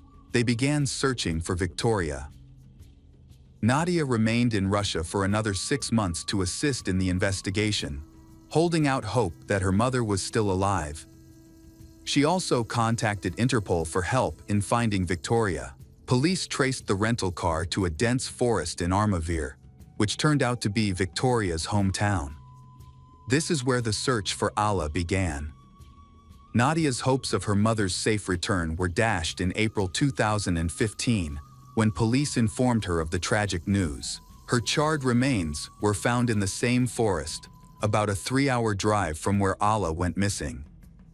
Nadia was able to identify her mother through her dental records, as the rest of her body was badly burned and unrecognizable. The cause of death could not be determined. Following the identification, an arrest warrant was issued for Victoria Nasirova, and her case was referred to Interpol. After her mother's funeral in Krasnodar, Nadia returned to the United States. She found it difficult to cope with her mother's death and was unable to work for a long period. Eventually, she gathered her strength and made a promise to her mother that she would seek justice and ensure that those responsible for Ala's death would be punished. One day, Nadia discovered a photo of Victoria on social media. The wanted woman was showing off her lavish lifestyle in Mexico. After discovering this, Nadia contacted the U.S. police to report Victoria's whereabouts, and they began an investigation. At this point, Nadia hired one of the top private detectives in the United States to speed up the investigation. A wealthy friend of Nadia covered the cost of the detective's services, which she could not afford since she had not been working for several months while searching for her mother. The private detective thoroughly examined Victoria's social media photos and was able to confirm that she was already in the US. One of the selfies, taken while wearing sunglasses, showed a reflection of a car's dashboard. After examining hundreds, even thousands of cars, the private investigator determined it was a Chrysler 300. The private investigator was able to determine that the last photos were taken in Sheepshead Bay, a neighborhood in Brooklyn, New York. By checking a database of cars in that area, he was able to narrow down his search and identify a suspect. He discovered that Victoria was living with her boyfriend in an apartment complex just 5 blocks from Nadia, and that the Chrysler was registered to her new boyfriend. Victoria was probably unaware that the case had escalated to the point where Interpol had a global warrant for her arrest, which is why she felt safe posting her photos online. The private investigator located the boyfriend and contacted him. It was discovered that he had been poisoned by Victoria. She followed her usual methods of poisoning her boyfriend and even poisoned his beagle, which unfortunately died. Victoria's freedom poses a danger, as her potential victims could increase. The police searched Victoria's apartment and discovered Olga Tzvik's identity card. This discovery sheds light on why Olga was targeted by Victoria. Victoria needed money and valuables, but she also needed an ID that, with her temporary visa about to expire, she was looking to use someone else's ID to avoid returning to Russia, where she would have to stand trial. Police believe she intended to kill Olga, the real owner of the passport, to steal their identity. Fortunately, Olga survived thanks to the quick action of a neighbor. Additionally, the box containing the remains of the cheesecake was sent for analysis, marking a significant breakthrough in the investigation. The investigation returned to the lab, where researchers analyzed the cheesecake. It was determined that Victoria had used a sedative, but she had used a higher dose, which rendered her victims unconscious. Olga was lucky to survive after eating the cheesecake. The high temperature in her apartment was no accident. Heat amplifies the effects of the drug and can even be fatal. Victoria apparently knew this, so she increased the temperature in the house and tried to dress Olga in warmer clothes. But luckily, Olga was discovered by neighbors in time. After her arrest, Victoria denied all allegations against her, including the murder of Alla, who was Nadia's mother. She also rejected claims that she attempted to murder Olga Tzvik and other victims. Victoria had previously been a suspect in the theft of 2 fur items in May 2016, but that case did not progress. Additional incidents emerged involving her in thefts, where she would meet men online, visit their homes, drug them, and rob them. Most of the men chose not to report these crimes to the police due to concerns about publicity, allowing Victoria to evade consequences. The trial was delayed for a long time. The case finally went to court in January 2023, attracting considerable media and public attention.